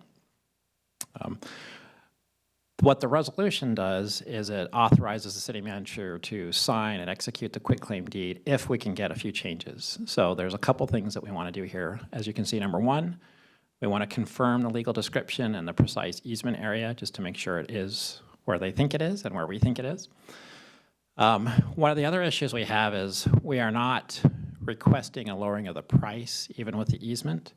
The reason for that is trying to evaluate that would be extremely complicated and probably lead to significant delay. But what we want to have clear in the quitclaim deed is that should WashDOT ever determine or the state ever determine not to use that property for the anticipated use they have, it would revert fully back to the city at no additional price. So the policy staff we've worked with have said that is their intent. That's not quite captured in the quitclaim deed, and so we want to work with them over the next couple of weeks to make sure that that's included in the final document. And then finally, there is a section of the quitclaim deed, and the city attorney can speak to this if you have questions. It's about waiver of liability if there's some highway drainage or runoff from the section that has the easement, and we're just essentially exploring that further to understand exactly what that liability is and whether that's a standard approach for WashDOT in these kinds of transactions. We do anticipate that we'll be able to resolve all these issues sometime soon, and that we'll be able to execute an amended quitclaim deed. So what the resolution does, it authorizes me to sign if these elements can be addressed. Next slide, please. So what we're looking for, first, if the council has any questions, we're prepared to answer those. And then we're looking for the council to approve Resolution 5606. This would authorize me to execute the quitclaim deed.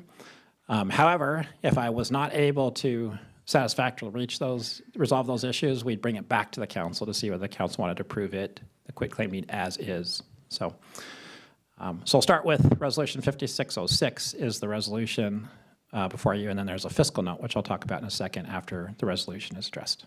I don't know if City Attorney, if there's anything you wanted to add.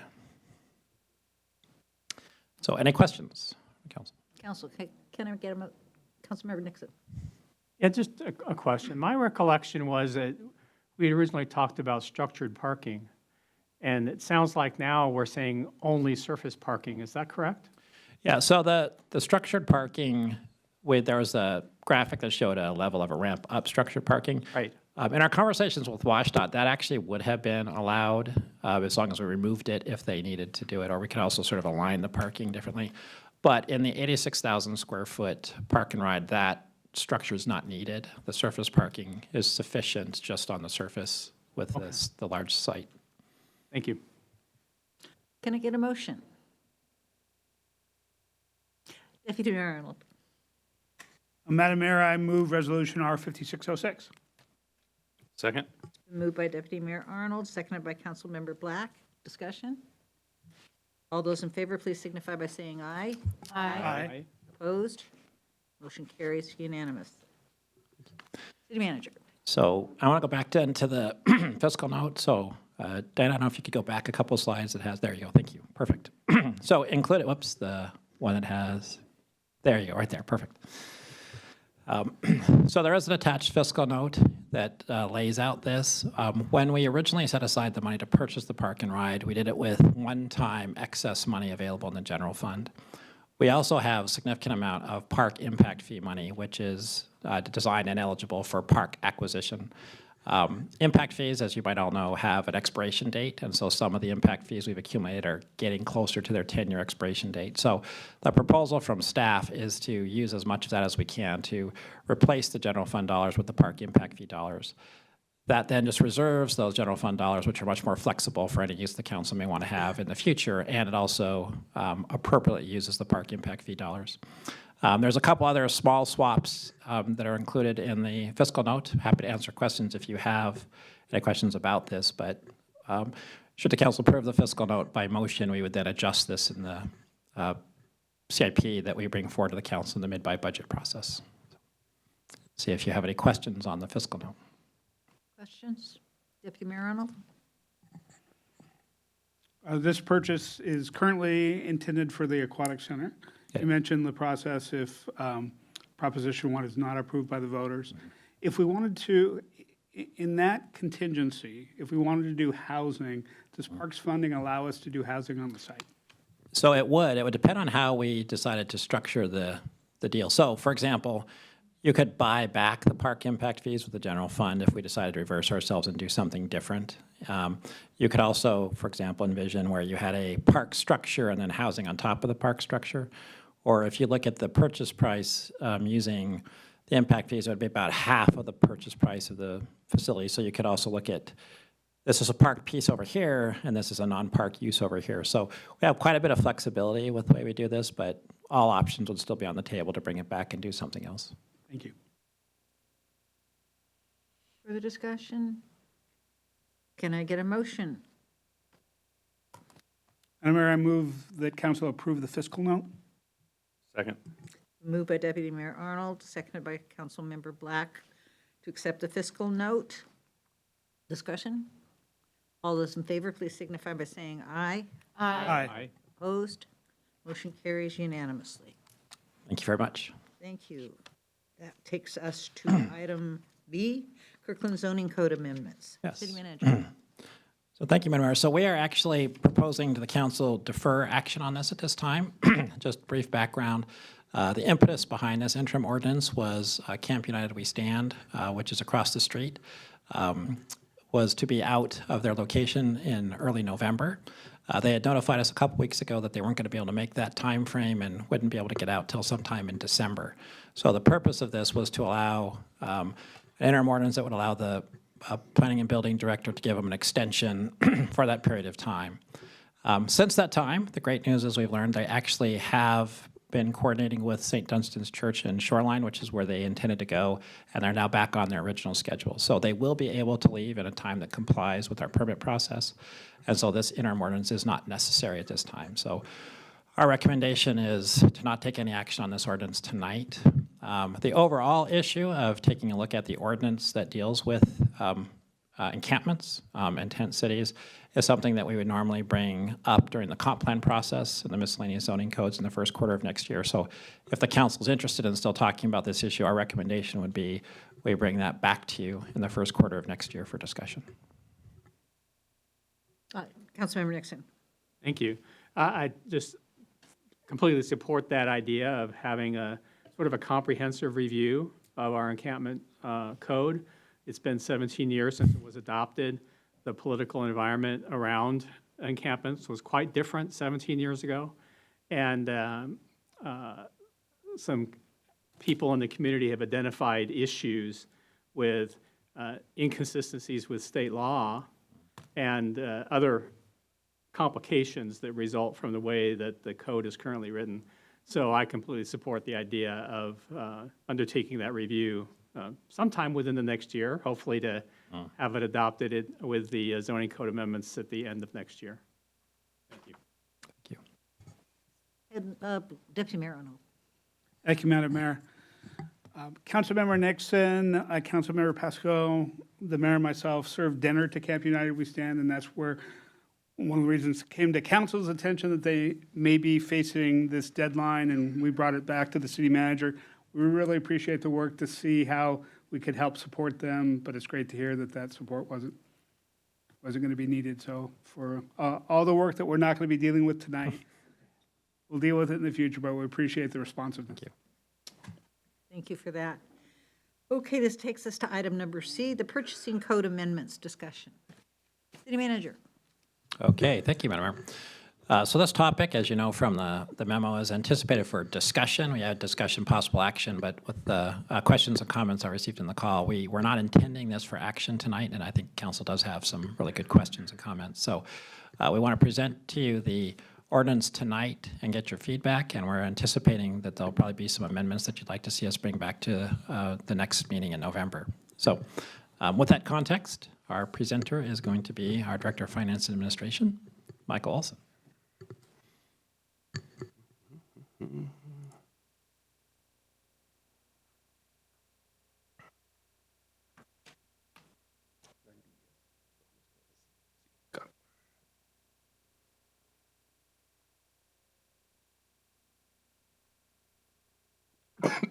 Pardon me.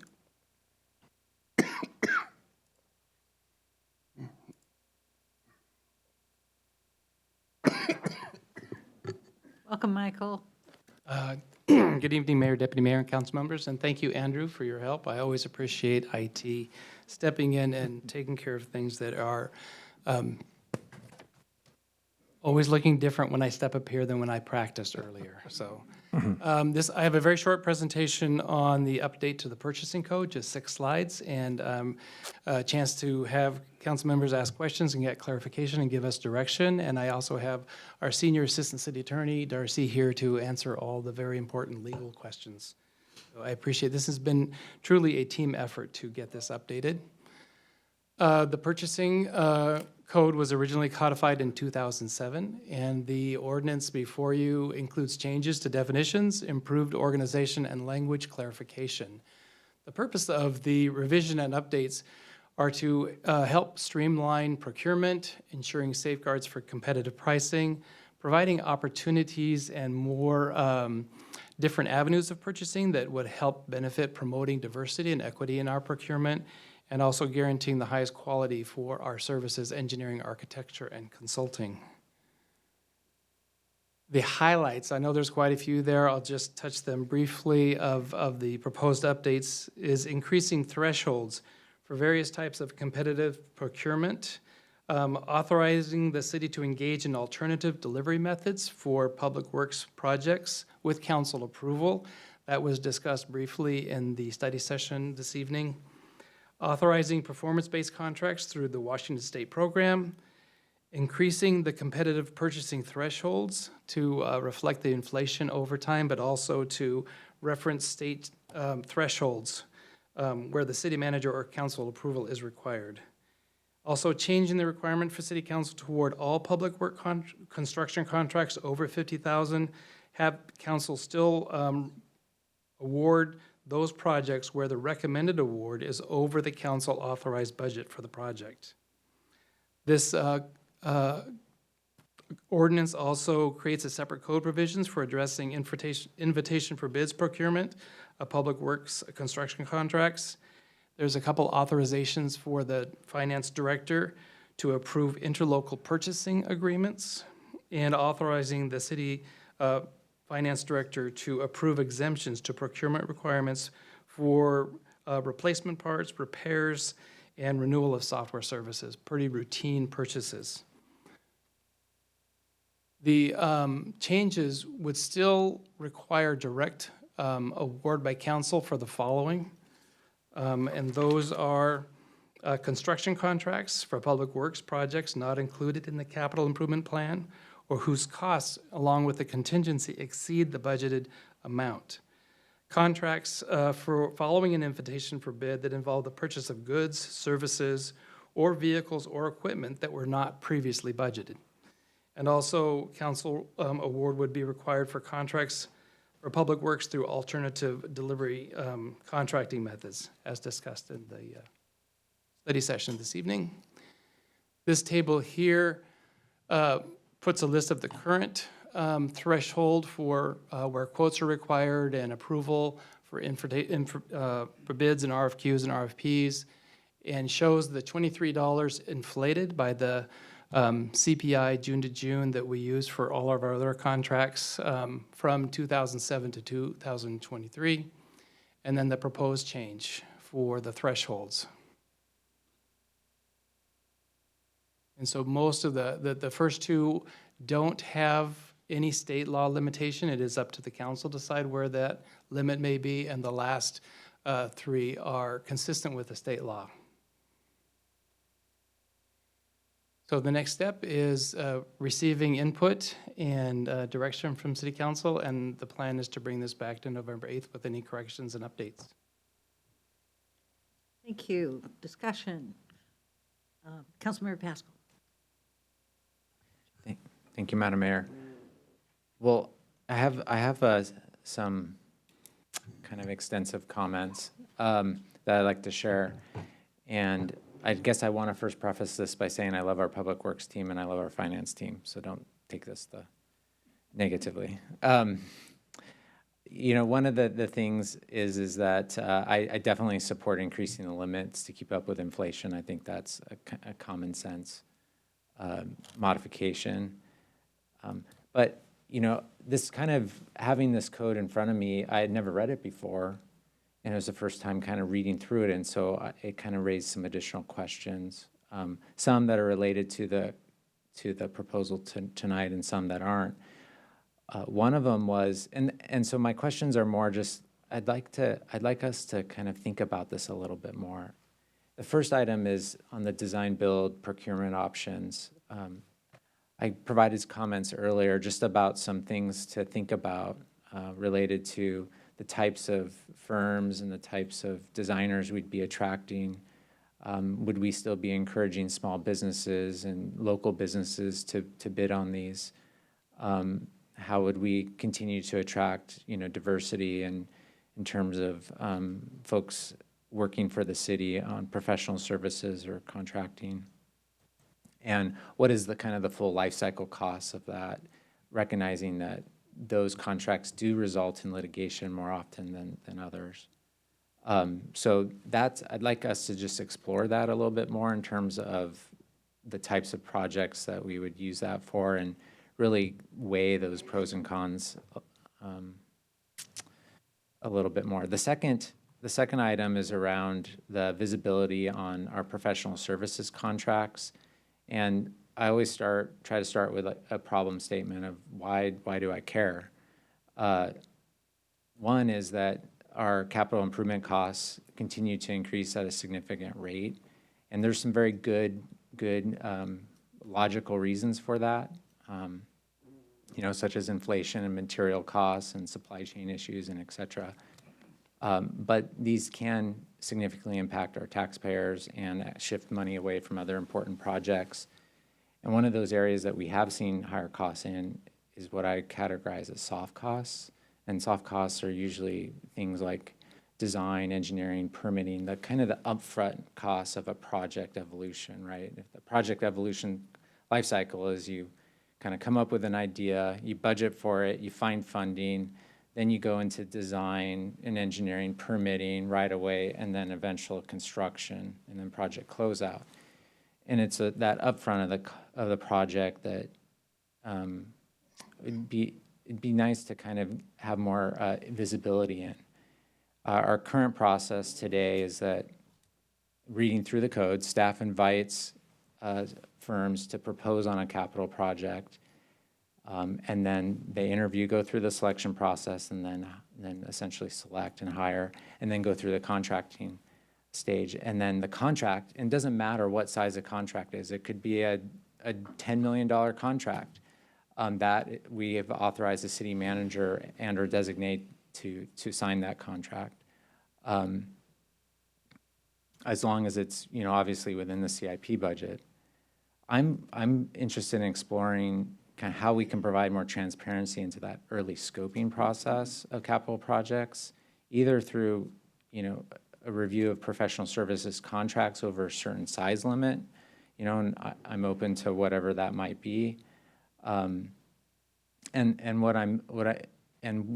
this works for other cities, and this actually for every city on the east side, I haven't found one city yet that doesn't do this, is that information comes on the consent calendar. Well, I have found one city, and that's Kirkland.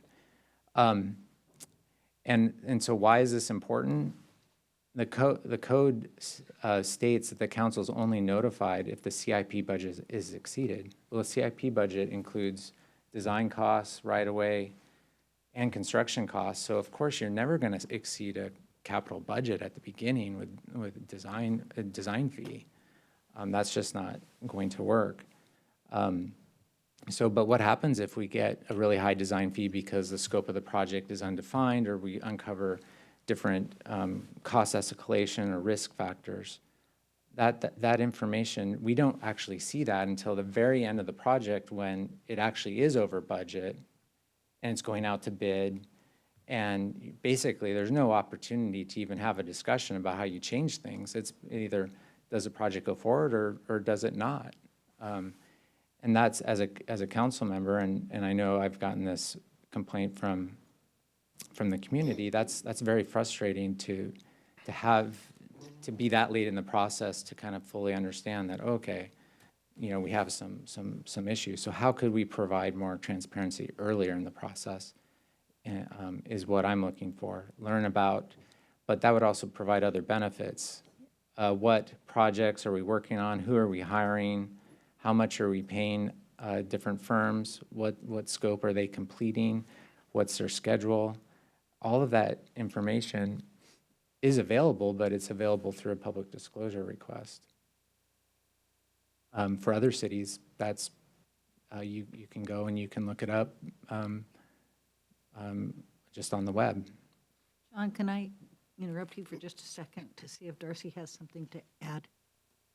Thank you, Mayor. Can I finish? Oh, Sorry, no, yeah, you can finish. I was just going to respond about the budget piece, just to clarify what that related to. okay. Just because that's only for the construction contract. The proposed amendment to just reference budget is only for the public works construction aspect of it. So all the design would be under the other requirements for engineering and architectural services. Those fall under sort of that other category of, and we didn't propose changes in those areas, but the budget piece of that wouldn't tie into the design services aspects. Correct, yeah. Yeah, and I think what I was trying to convey at the beginning was that some of what I'm talking about isn't based upon the proposed changes, it's based upon some of the existing language in the code today. So anyways, with all of that, my ask is really just to ask staff to identify options on how more transparency could be provided in the beginning stages of the project evolution, so that public that asks, so they can understand what is it that we're doing, who's doing it, how much is it costing, because a lot of that you're going to know pretty early on in a project evolution whether or not that you're going to have a high risk of exceeding that construction budget later on. So that's what I'm asking is what types of ways can we do that to provide a little bit more transparency? Other cities do it through the professional services contracts that go before the consent calendar. I'm open to whatever ideas are out there. That doesn't mean that Kirkland has to do it that way. I just would like to see more transparency. Thank you. Thank you, Councilmember Pascal. I know that our Public Works Director is listening, and that we will look into this and look what other cities do and bring back some discussion on that and options.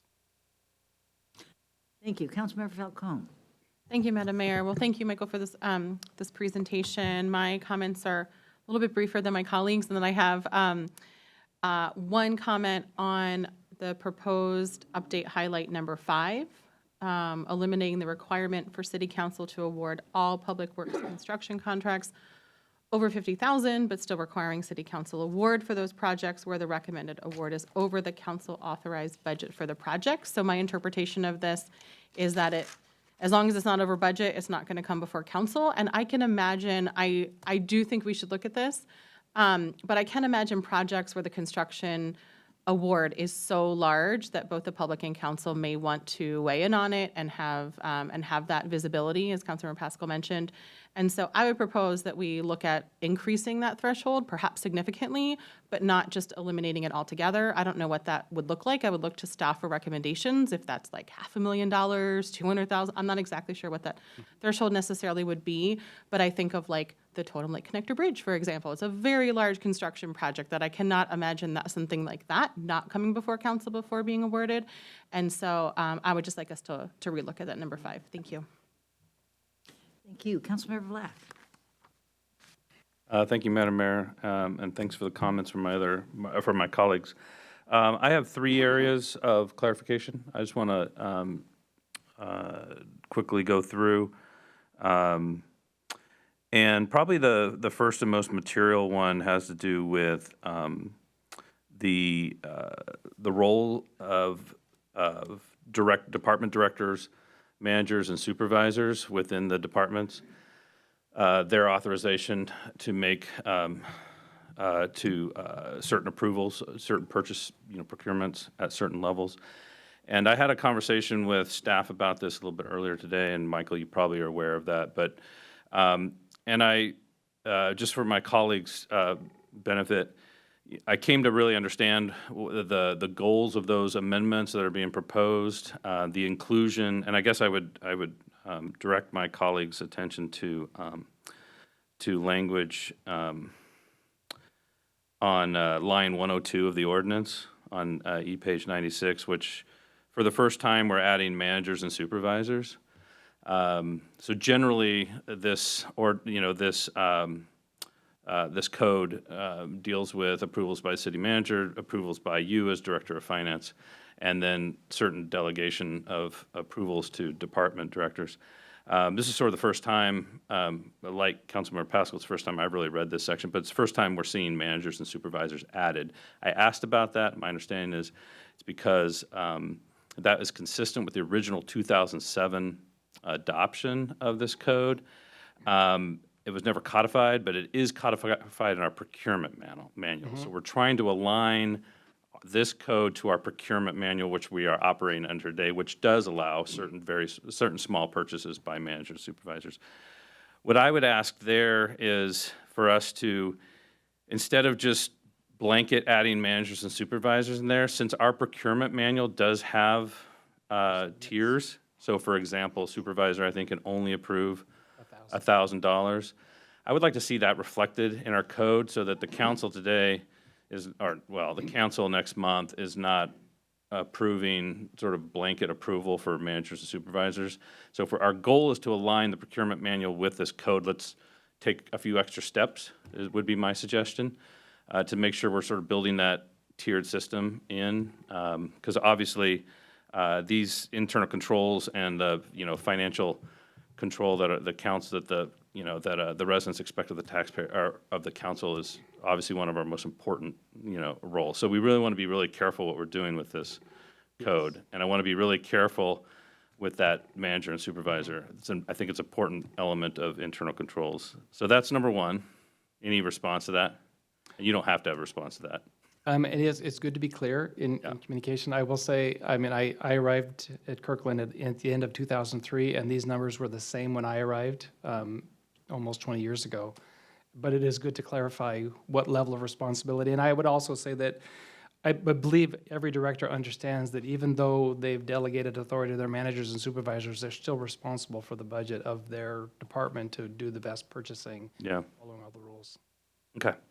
We have also had some staff sort of ask for us to review those thresholds, the $1,000 and the $7,500 for managers. So maybe in bringing back proposed changes, they might be a little higher than the current procurement manual. Not that we would definitely move them, but that get that authorization to potentially increase them, because with inflation, those dollars have gone up. And I think, as Michael indicated, they've been the same since 2003 or at least. So. And I can't speak for my colleagues, but some of us have already said that, we think obviously inflation-based increases in these numbers make a ton of sense. So if clarification of this authority by managers and supervisors is coupled with some inflationary increases, and we're going to conform that within the procurement manual as well, I personally would be open to that. So I'll move on to the second point. When I was reading the memo, I think it was on each page 71. I originally read it as stating that vehicles and other equipment could be purchased without a contract for the purchase of vehicles and equipment could be purchased without approval of the council. That was sort of a broad sentence that was included in the memo.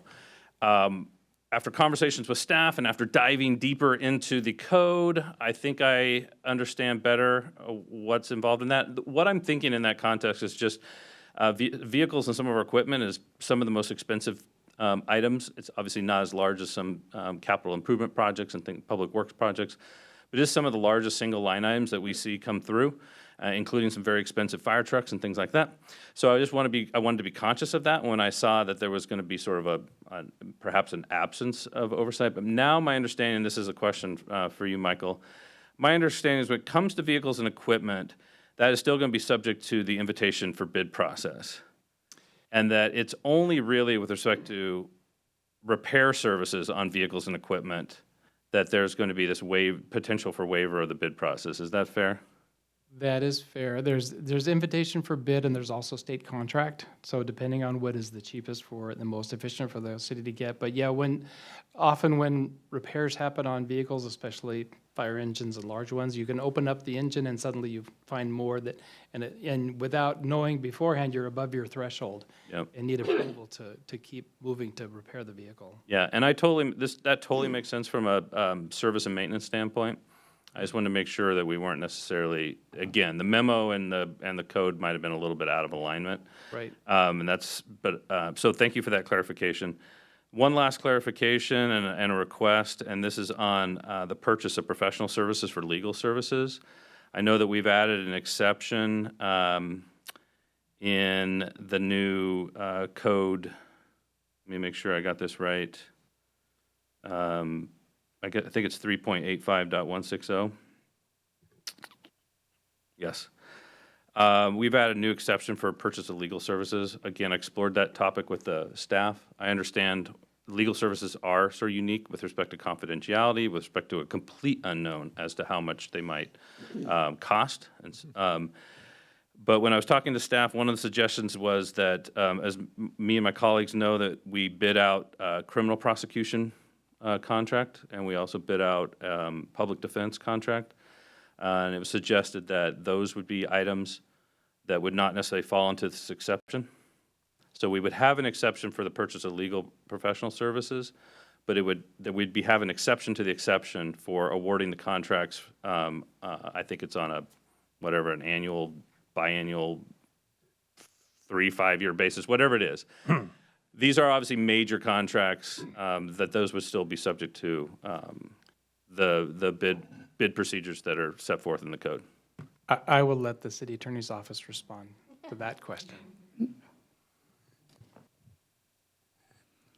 Well, for prosecution services, I'm much more familiar with that than the public defender services because for conflict purposes, we've separated prosecution services, which I administer, from public defender services, which the city manager's office administers. We do have a competitive process for the award of both those contracts. It's an RFP process, and we convene groups of affected clients and typically outsiders with expertise to review and evaluate proposals. We identify the highest rated proposal. We undertake negotiations with that firm, and if they're successful, we enter into a contract with them. And if not, we go to the next highest rated proposer, or we terminate the process and start over. So we do have a competitive process, but it's an RFP and not an invitation to bid, because it's based on way more than price. It's based on experience and references and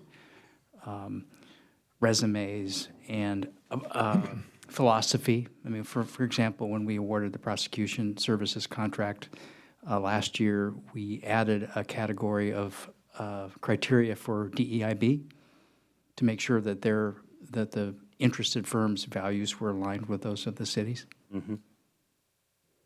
I don't know if I answered your question, but we do have a competitive process for those. We can definitely add in the provision to say that those still would require the same RFP procedures we do now, and then just give the exception for other types of legal services. That's exactly what I was hoping for. Great. Because the current exception is written so broadly, it's basically any legal services. Certainly, and that wasn't the intent to necessarily capture those two. We would have still done those competitively, so we can certainly add those in. Not to belabor your vehicle and equipment point, but I would like to further clarify. Yeah. I do think that the exception that wouldn't require any competitive process in terms of, depending on the amount, going out and finding those replacement parts, since we know they only come and sort of take away that memo that needs to be done when that's the only one we can buy. That and the vehicle where we take the repairs, that is the exception. That's built into 210, I think, is the number. But in terms of new vehicles and new equipment under an invitation for bid, we did write the proposed ordinance does include that. If that was included as an item in council budget, we wouldn't come back to council with that award if it was within the budget authorized. Right. Now, to be fair, not many of those even come to you now because most of them are purchased from a piggybacking contract, an interlocal contract, usually from the state. For the big purchases, we go through another organization for those because we end up getting discounted rates from what we would have if we did an invitation for bids. So you don't see those anyway very often, but we thought we had sort of staff ask for the same treatment as we were asking for public works projects. So that's why it ended up in there, and that was my apologies for the confusing memo on that. So hopefully that clarification is helpful. It is helpful because although we're not going to be approving the award because it's already been approved as part of the biennial budget. I now know that it's going to go through the IFB process, and then it'll be awarded based on that bid process. Correct? Either the IFB process or finding them on one of the competitive bids where they essentially did a competitive process earlier, just not Kirkland doing it. Yep. All right. Great. Thank you. I will also add that any vehicle that's replaced in the next 2-year budget is in the CIP, item by item, and any new equipment that is brand new or any vehicle that is new is in the service packages. So they're all individually listed in the budget. Great. Perfect. Thank you. Thank you. Deputy Mayor Arnold. Thank you, Madam Mayor. Well, I appreciate staff looking at this and updating the thresholds that have existed for 20 years and also taking a look at what are things that really are policy issues that we as a council should be looking at versus implementation issues, given what we've already set forward in the budget. My comments are on the Public Works projects, item 5 that Councilmember Falcone had talked about. The things where the council has really been involved in that I would like to preserve has been in the cases where bids have come in with a particular base bid and some schedule options. And there's been a number of times where council has provided some feedback on those schedule options where we've either directed staff to come back and find options to fund one of the schedule options, or we've changed priorities. And I don't know what's the right way to go describe this. Perhaps Councilmember Falcone's discussion might be captured if this hits a certain money level or threshold level, but what I don't want to have happen is say, because the base contract was fulfilled in the budget and we miss on some opportunities with some schedules that we might want to weigh in on as a council from a policy standpoint. The other thing that would be interesting and helpful on this, I would expect that Kirkland is probably leading edge in saying how can we streamline our processes, but would like to understand if there are both opportunities and when we're diverging from what our neighboring cities are doing in how council gets involved in this process. Thank you. Thank you. We will be taking a closer look at our neighborhood cities and bringing that back as well. Well, Michael, that was a lot. It was a great team that prepared this, so thank you. And it was a great team that responded to it. So thank you so much for your work on this. And looks like you've got some work to do before we see you again. Thank you. Okay, that takes us to item D, proposed draft 2024 state legislative agenda. City Manager. Okay, thank you, Madam Mayor. So, this is your first check-in as a full council on the proposed draft legislative agenda. We are looking for feedback, both as staff and the legislative work group. Here to walk you through it is our Government Affairs Manager, Diana Hart. Thank you. Good evening, Council. So tonight I have a hopefully fairly brief presentation for you to discuss the draft agenda. We'll kick things off with a conversation with a quick overview of the legislative agenda development process. To start, our conversation starts with a debriefing of the 2023 legislative session before the legislative work group takes their summer break. And then over the summer, staff begin collecting ideas from our subject matter experts and council for either items to carry forward from past sessions or new ideas to consider this year.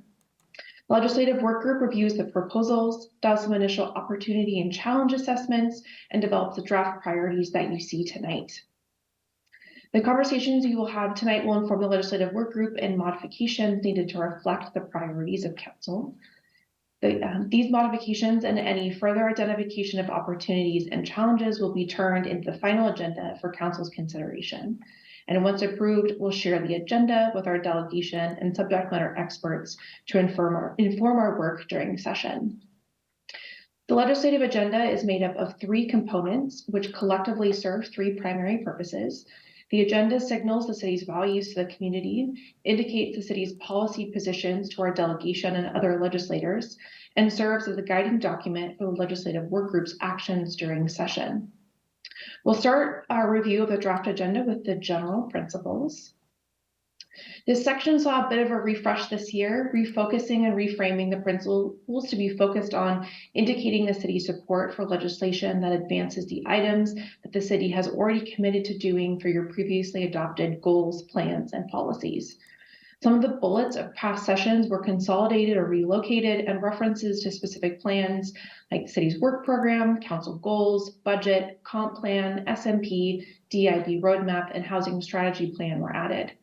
Each of these plans have many initiatives that may be advanced or impaired by state legislation. Inclusion in the general principles indicates the legislative work group's ability to share support or concerns with any proposed legislation. If there was interest by the legislative work group in doing more active championing of a piece of legislation, the work group would return to the full council for approval prior to action. Next, we'll dive into the key policy priorities that the legislative work group will be working on this session, also known as the legislative priorities. This is our draft for your consideration. The legislative priorities are the specific pieces of legislation that the city, if the agenda is adopted by council, will take a leadership role in advocating for this legislative session. The first item is predominantly carried over from last session, supporting legislation to provide funding and policy tools to increase access to housing and expands construction and preservation of moderate and low-income housing supply. There's further detail of 2 more narrow policies, transit-oriented development, or TOD, as this unfinished legislation is anticipated to return this session. But we've added specific support for allowances of the community benefits that council identified in the 85th Station Area Plan. And the second is the new REIT increment dedicated to affordable housing that the city had on their legislative agenda this past session. Next, we have a new policy item related to judicial flexibility to reduce speeding ticket fines that was identified earlier this year. The legislative work group is continuing to evaluate and assess this new proposal and will likely identify further refinement of this concept prior to council's consideration of the final agenda in the future. The final new policy item is support for lifting the 1% property tax cap to improve the city's ability to sustainably provide municipal services. Next, we have a new policy, or next we head to our budget requests, starting off with our 2 capital budget requests. First is updated facilities at Everest Park as identified in the city's CIP.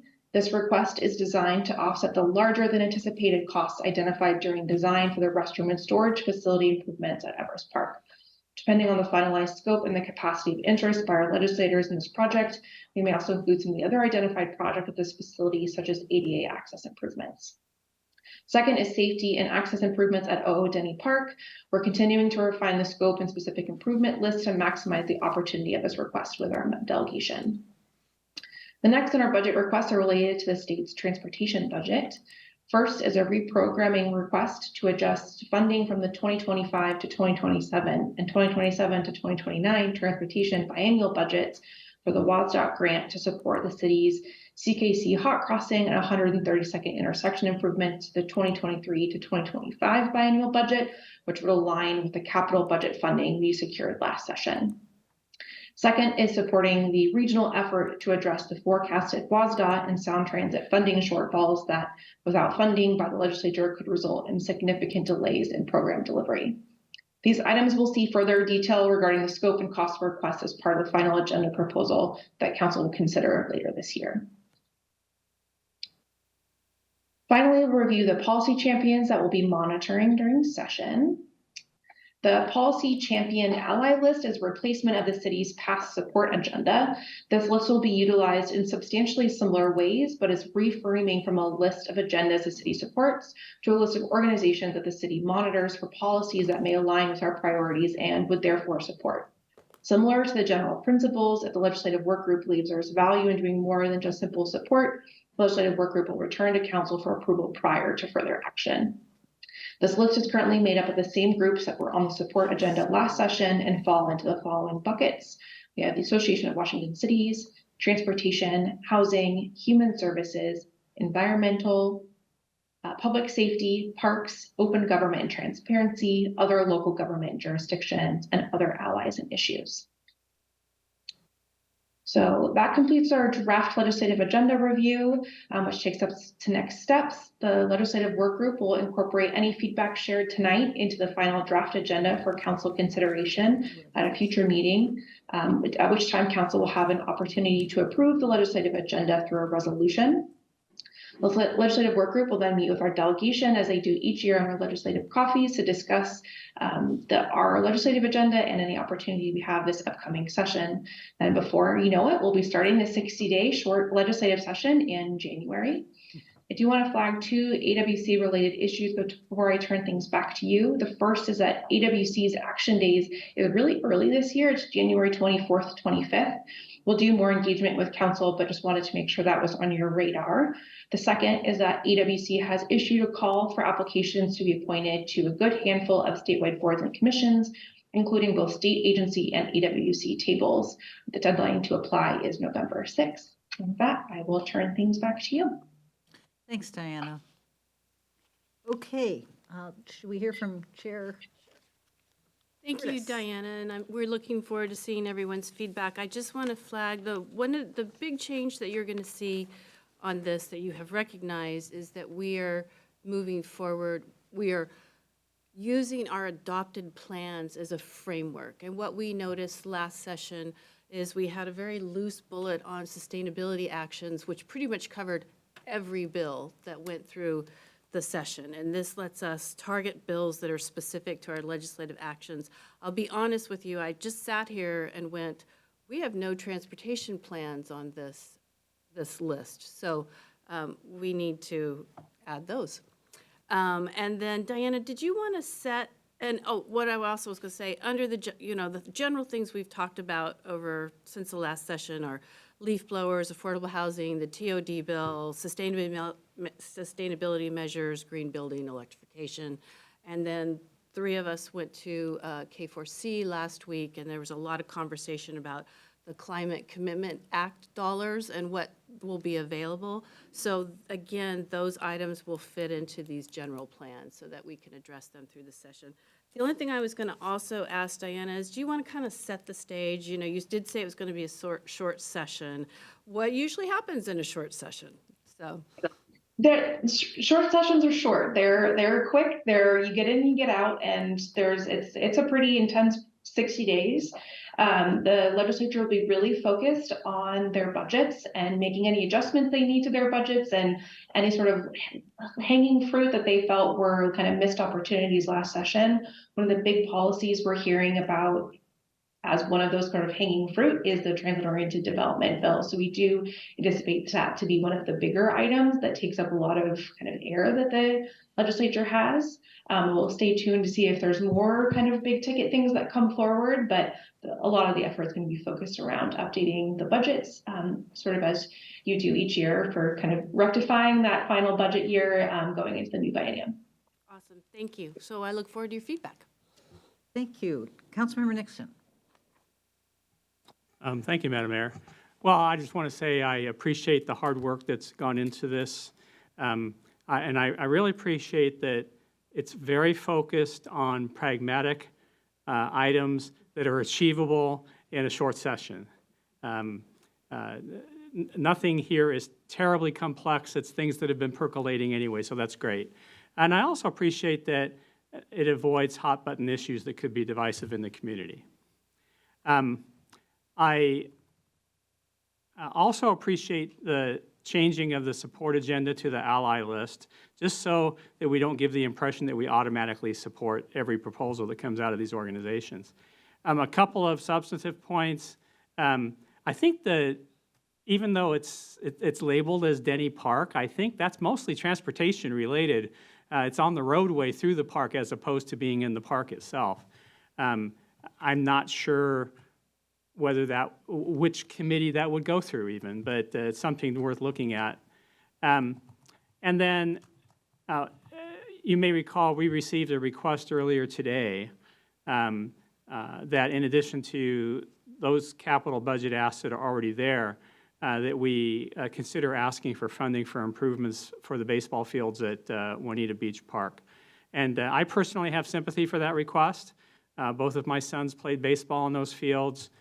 They needed attention 20 years ago, and they still need attention now. So I don't know if that's something that could still be looked at before this is brought back to us for final approval, but you know, at least opportunistically, if something comes up where a legislator asks us, well, we could do this too, have it on the list of a hip pocket proposal.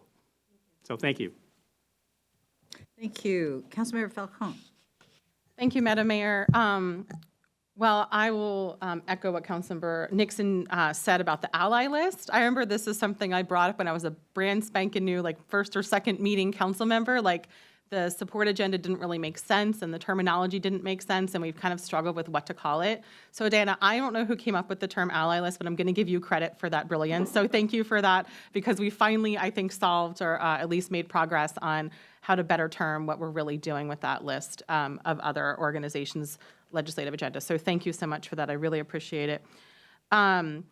Few other things to pile on to what Councilmember Nixon mentioned about the Juanita Beach Park. I really appreciate the letter that we got today. And in conversations with folks, on your slide, you mentioned that it's the Junior Little League World Series, but I just want to specify that it's the Softball Junior Little League World Series. That's something that's pretty awesome that we have a girls sport championship event here in our city. And I know that, I've certainly been in conversations with the organizers of that event, and they've been talking about desires for not only improvements at Everest Park, but perhaps even more so at Juanita Beach Park for practice fields.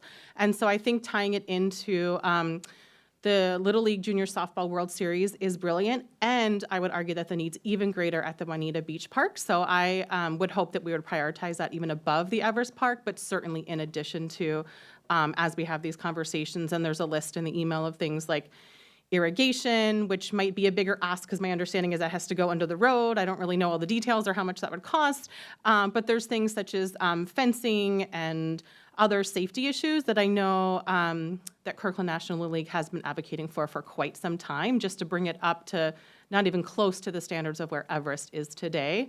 So just applying an equity lens, I think that that's something that should take priority and that we should certainly be looking at.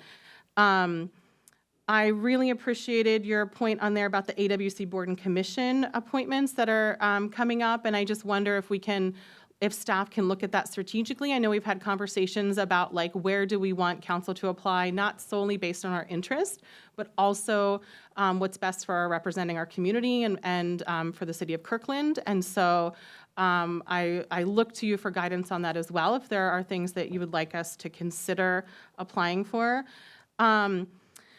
I know Councilmember Nixon mentioned there's not a lot of controversy in these, but I have heard a lot of controversy over the TOD bill, or potential TOD bills, right? And so my understanding is there's a lot of different versions, a lot of nuances, and a lot of conversations that are that have happened already. I know our lobbyists have been in conversations. I know there's a tour scheduled for Friday.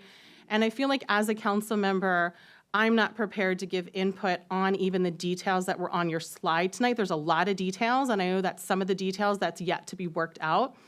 And so I would really appreciate being briefed on a much greater level of detail about all the conversations that are happening on the different versions of TOD bills, what some of those sticking points are, so that we can give input as a council, because I assume we're going to need to give input at some point on what versions or what details we prefer and what we think is best. And that's not a conversation we've had as a council yet. And so I don't know if that means, perhaps having, like we do, small groups of 2 or 3 council members at a time to be briefed on that. I assume that the legislative working group has already been briefed on it, so perhaps it's just the remaining 4 that need to have those meetings to really get up to speed on the TOD bill. But just because there's so much disagreement, there's so much nuance, I don't think we're prepared to have that conversation as a council until we get that level of briefing. Thank you. Thank you. Deputy Mayor Arnold. Thank you, Madam Mayor. Let's see.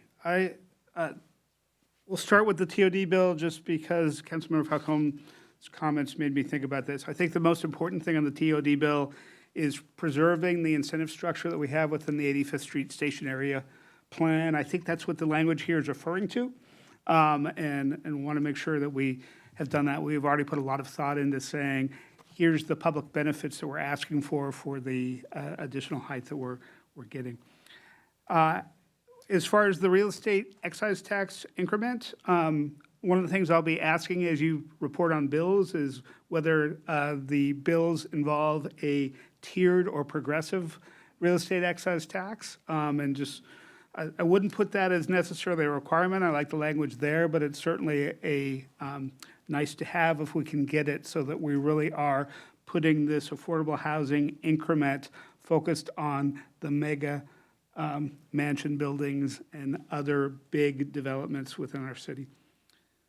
Same thing when we look at any increases on the property tax. I'll be asking what guardrails are around that. I know we're going to be one of many folks having that discussion, and so whether there's a percent limitation or it's linked to population growth or whatever, be wanting to know some details as you come back. Finally, on the state budget reprogramming, both with the 405 improvements and others, this is something that is going to come up in other regional bodies that Kirkland's involved on. East Trail Partners is working on this, moving up some East Trail funding. We've got the Cross Kirkland Corridor Hawk Signal and others, so I think we'll need to work in partnership. And again, the 405 improvements, Councilmember Black and I have talked about, will come up in our ETP report during council reports, but this is also going to be a regional conversation. So just look for how can we join our other cities and agencies working on that. And then finally, I really appreciate how Councilmember Curtis says, here's how we're doing the ally list. It's linked to our priorities and other plans. I think that will simplify things a lot, and really appreciate that work. And then finally, I appreciated Councilmember Falcone's comment on trying to be strategic. Sound Cities has a deputy mayor's call. I call it the Deputy Mayor Support Group. That we have an open agenda, and often folks ask me about how we do things in Kirkland, because for a lot of the things people are asking about, we've formalized that within how we do business as a council. This actually came up in the call a week ago saying, how do you guys do your appointments to regional bodies, because you're so effective regionally? And I had to say, we've been lucky because we've had everybody engaged and everybody picking the areas they're passionate about. We haven't been formalized about saying, here's an opportunity we need to go fill as a city, and I'm glad you brought that up. Thank you. Thank you. Councilmember Pascal. Thank you, Madam Mayor. Just a couple, a question and then a comment on some of this. Most other questions have been answered. On the list, on the ally list, I was wondering if we've ever had an ally that is kind of represents businesses or economic development before, and or that was just one kind of type of organization or ally. I didn't expressly see on that list. So that's a question. I don't know if anyone knows the answer to I don't think we've ever officially had a formal economic development group, like, say, the Bellevue Downtown Chamber or anything, or our chamber as one of our organizations. But we certainly have had specific economic development initiatives or related projects on there. But yeah, we've never actually had an ally group. But we certainly could if the council wants to. Well, and we haven't been involved in the Economic Development Council. I mean, that's really kind of fallen apart. Right. So, yeah, I think we take our lead a little bit from Bellevue. Okay. I was wondering if it had been discussed or. Mm-hmm. We didn't have a lot of discussion about that. Economic development. It was a question. Yeah. I don't have a good idea on that. I just was curious. And then the other one, and this is maybe just a comment for like future process around developing the legislative list, is that staff spends a good amount of time meeting with each of the council members in the summer to develop kind of topics. And then those are fed to the legislative work group, and then they, appear here on this list at this point. For me, not being a cook in the kitchen, I don't know how, how the recipes are done. It'd be helpful, not interesting, it'd be helpful for me to understand some of the discussions around, hey, that topic, it's not ripe enough, or, there's not going to be a champion at the state legislature, or, there's not majority support. You're on your own, Councilmember Pascal, or, just, it would be nice to kind of get that feedback loop. I don't know how that would best be done, but just something to think about for the future. Councilmember Curtis. That was exactly what I was going to say, is what I'm hearing is it would be helpful to have a feedback loop. Yeah. That we've done the agenda, these are things you brought up, this is what we're thinking. Right. Yeah. Okay. Thank you. Okay. Deputy Mayor. Oh, Deputy Mayor Arnold. My apologies for speaking twice. I had one other thing that wasn't in my notes that came up during the discussion. I appreciate the thought of trying to be opportunistic about Juanita Park and the baseball fields there. I recall some previous discussion about wanting to wait for a master plan for that particular ball field. So I want to make sure before we go and say we want to add this to our legislative agenda that we get some background from Parks on that particular idea that we got today from to the whole council. Thank you. Thank you. So Diana, do you have what you need?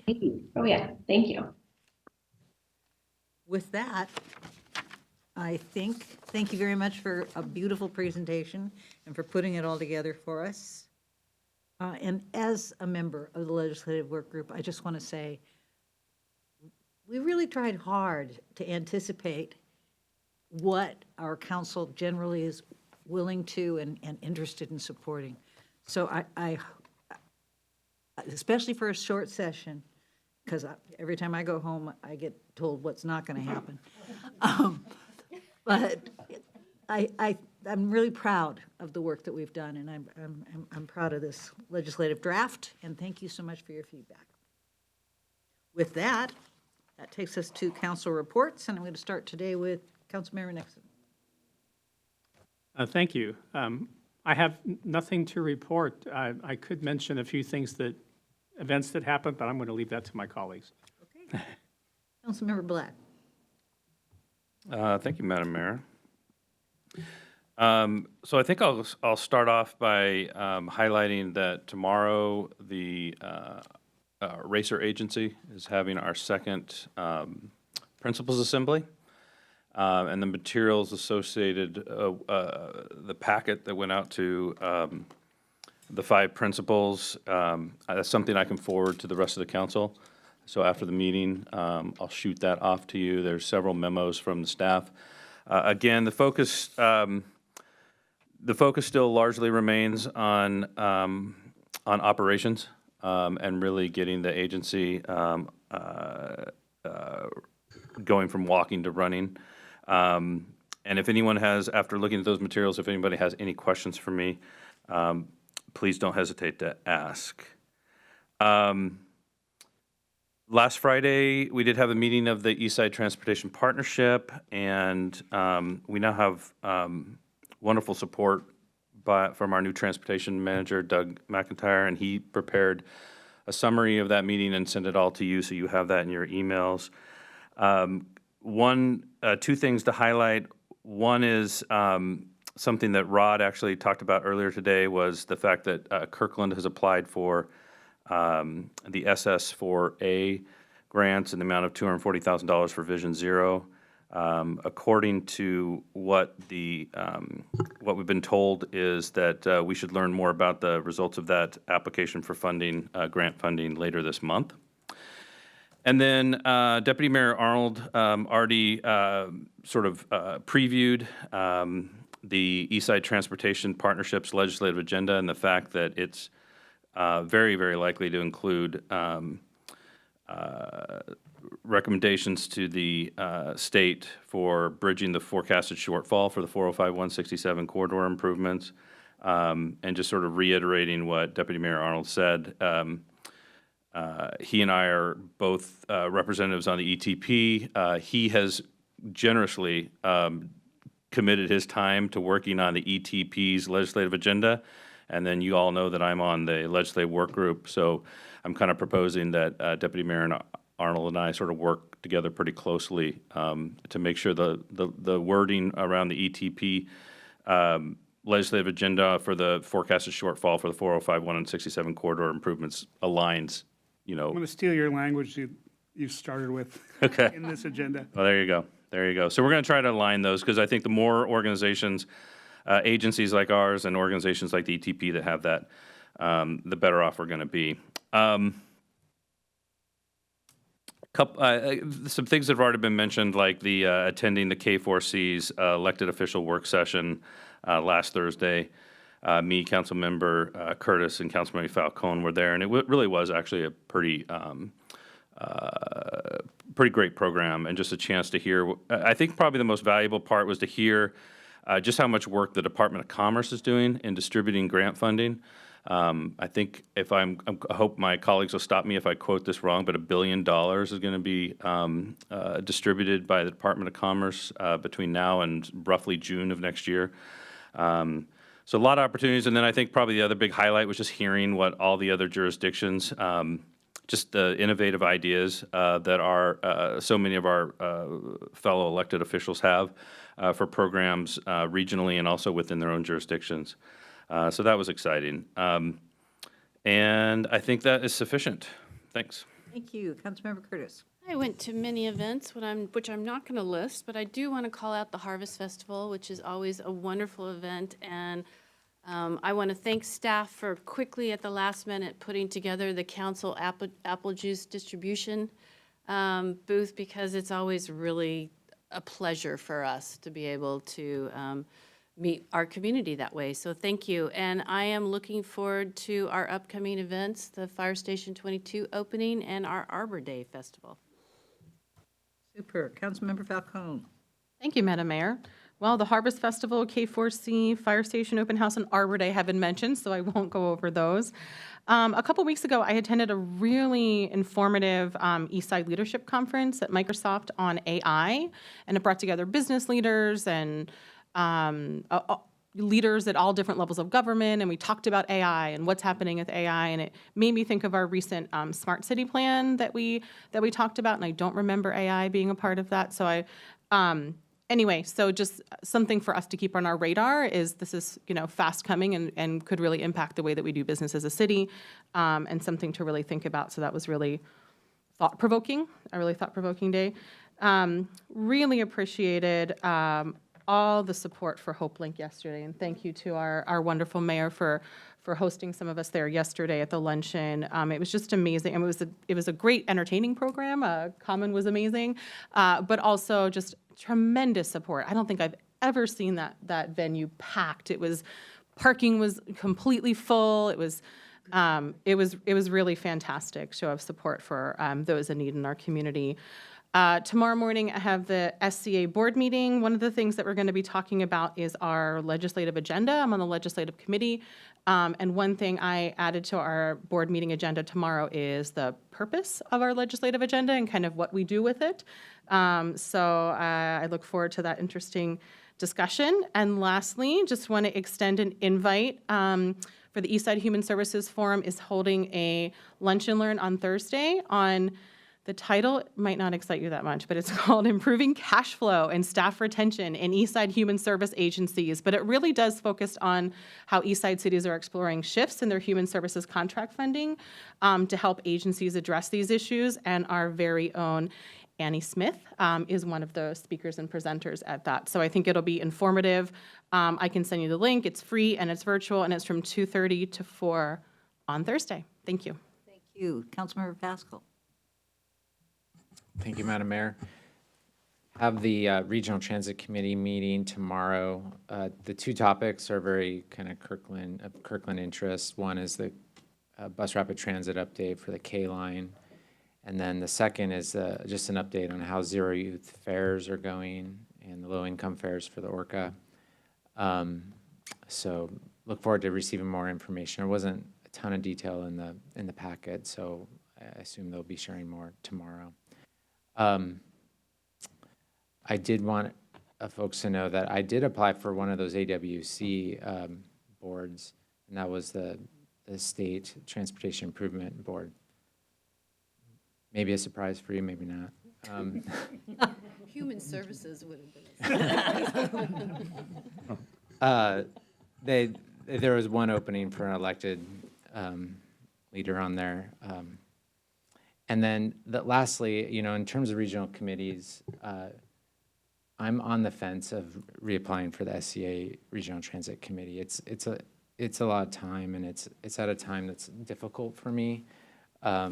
So if there's other council members interested in that, let's love to chat. Thank you. That's a really important seat, too. Yeah. Okay, sorry, Deputy Mayor Arnold. Thank you, Madam Mayor. A couple things to know that haven't been mentioned. On Friday, October 6th, Councilmember Curtis Nixon and I attended the ribbon cutting for the Kirkland Rotary Pavilion. Like we saw today with the Heritage Society, this was a great example of the city and a community group and a lot of volunteer group coming together to build that pavilion on the Cross Kirkland corridor, preserve the history, and just have a great example of gathering space on the Cross Kirkland corridor. So that was well worth, that happened during the pandemic and well worth finally celebrating. Also, this past Saturday, I spoke at a symposium for People of Climate Action. They had a speaker from San Francisco who was a former director of the Bay Area Regional Energy Network.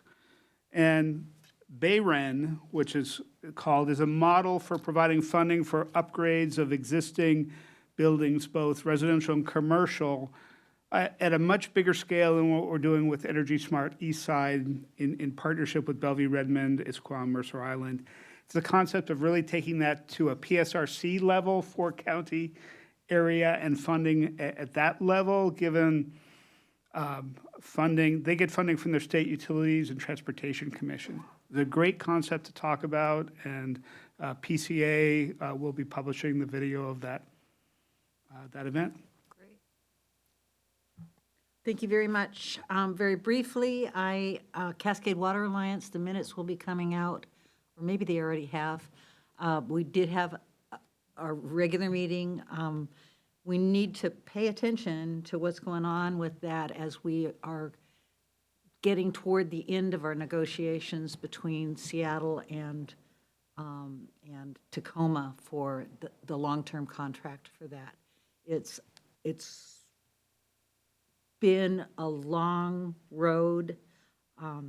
We are in a position where Cascade is in a position where part of the decision we make from a regional perspective is, are we building a sustainable system for water across the entire region, or are we simply paying attention to the bottom line for rates?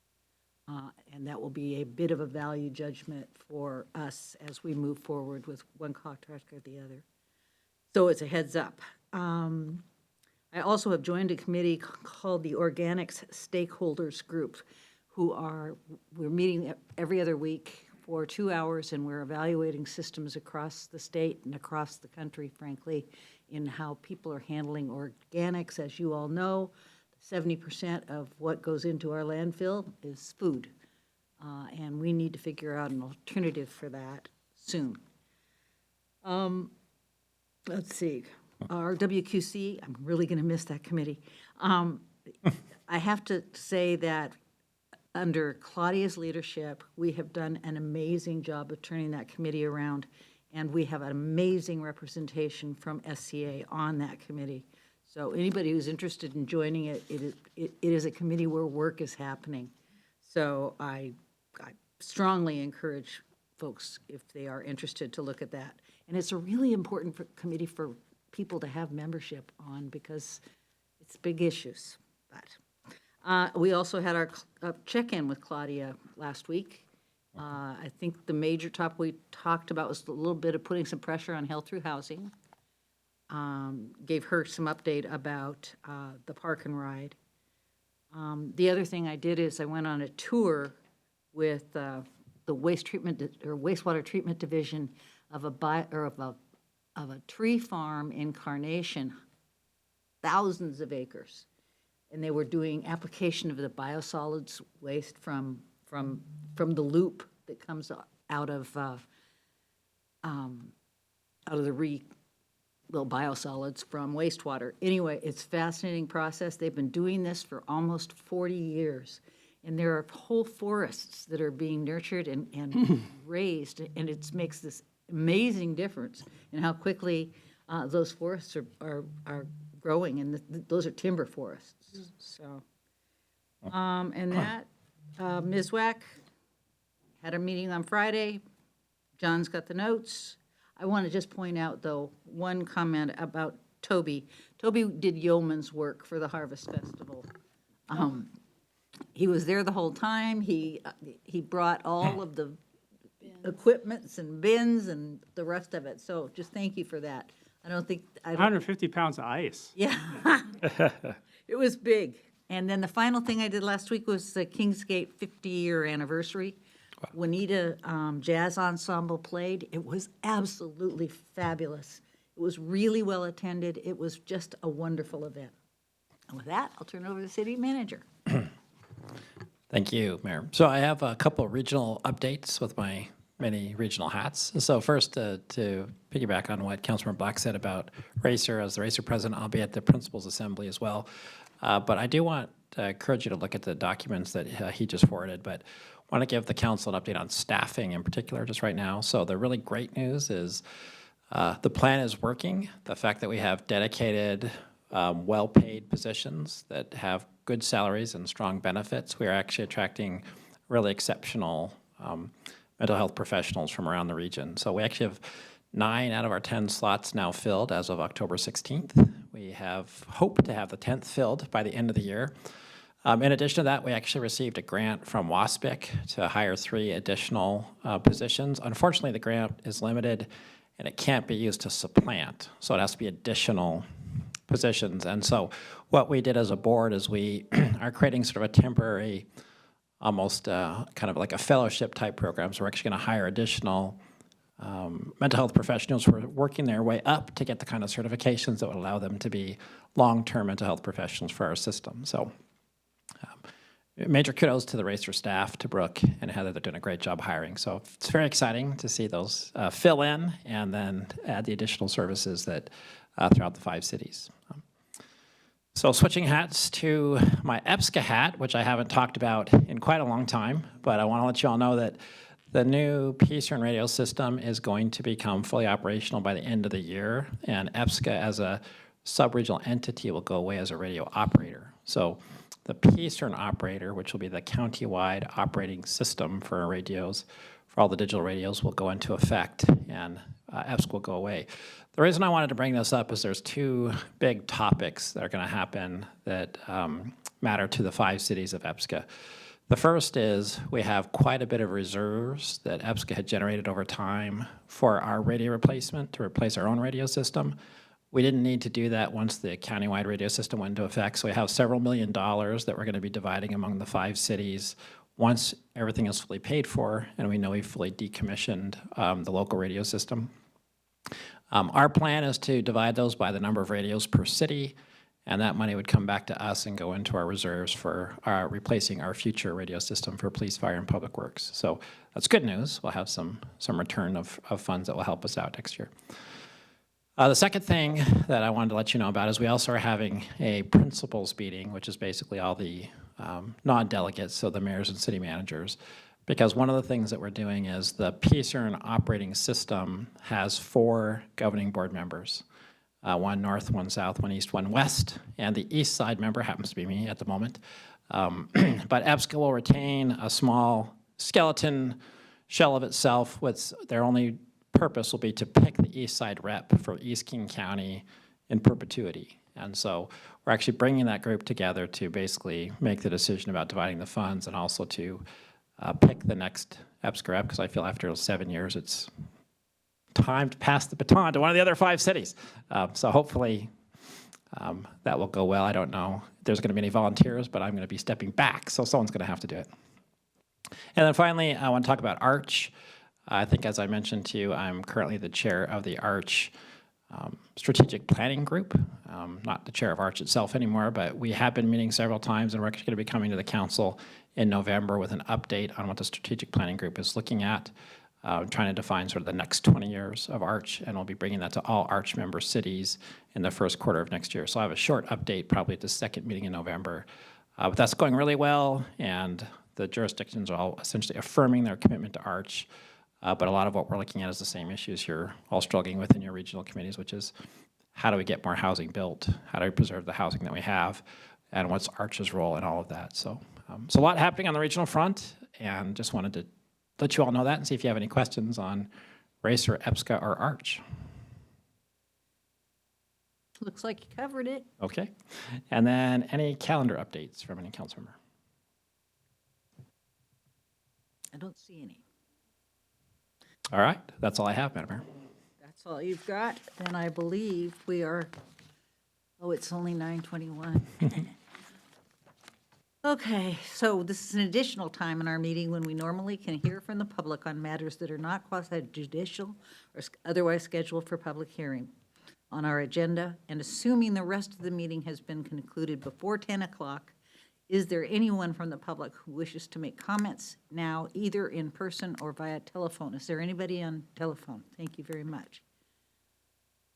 Anybody out there want to make public comment? Are you sure? Okay, last chance. All right, thank you very much, and we are going to adjourn. Thank you very much.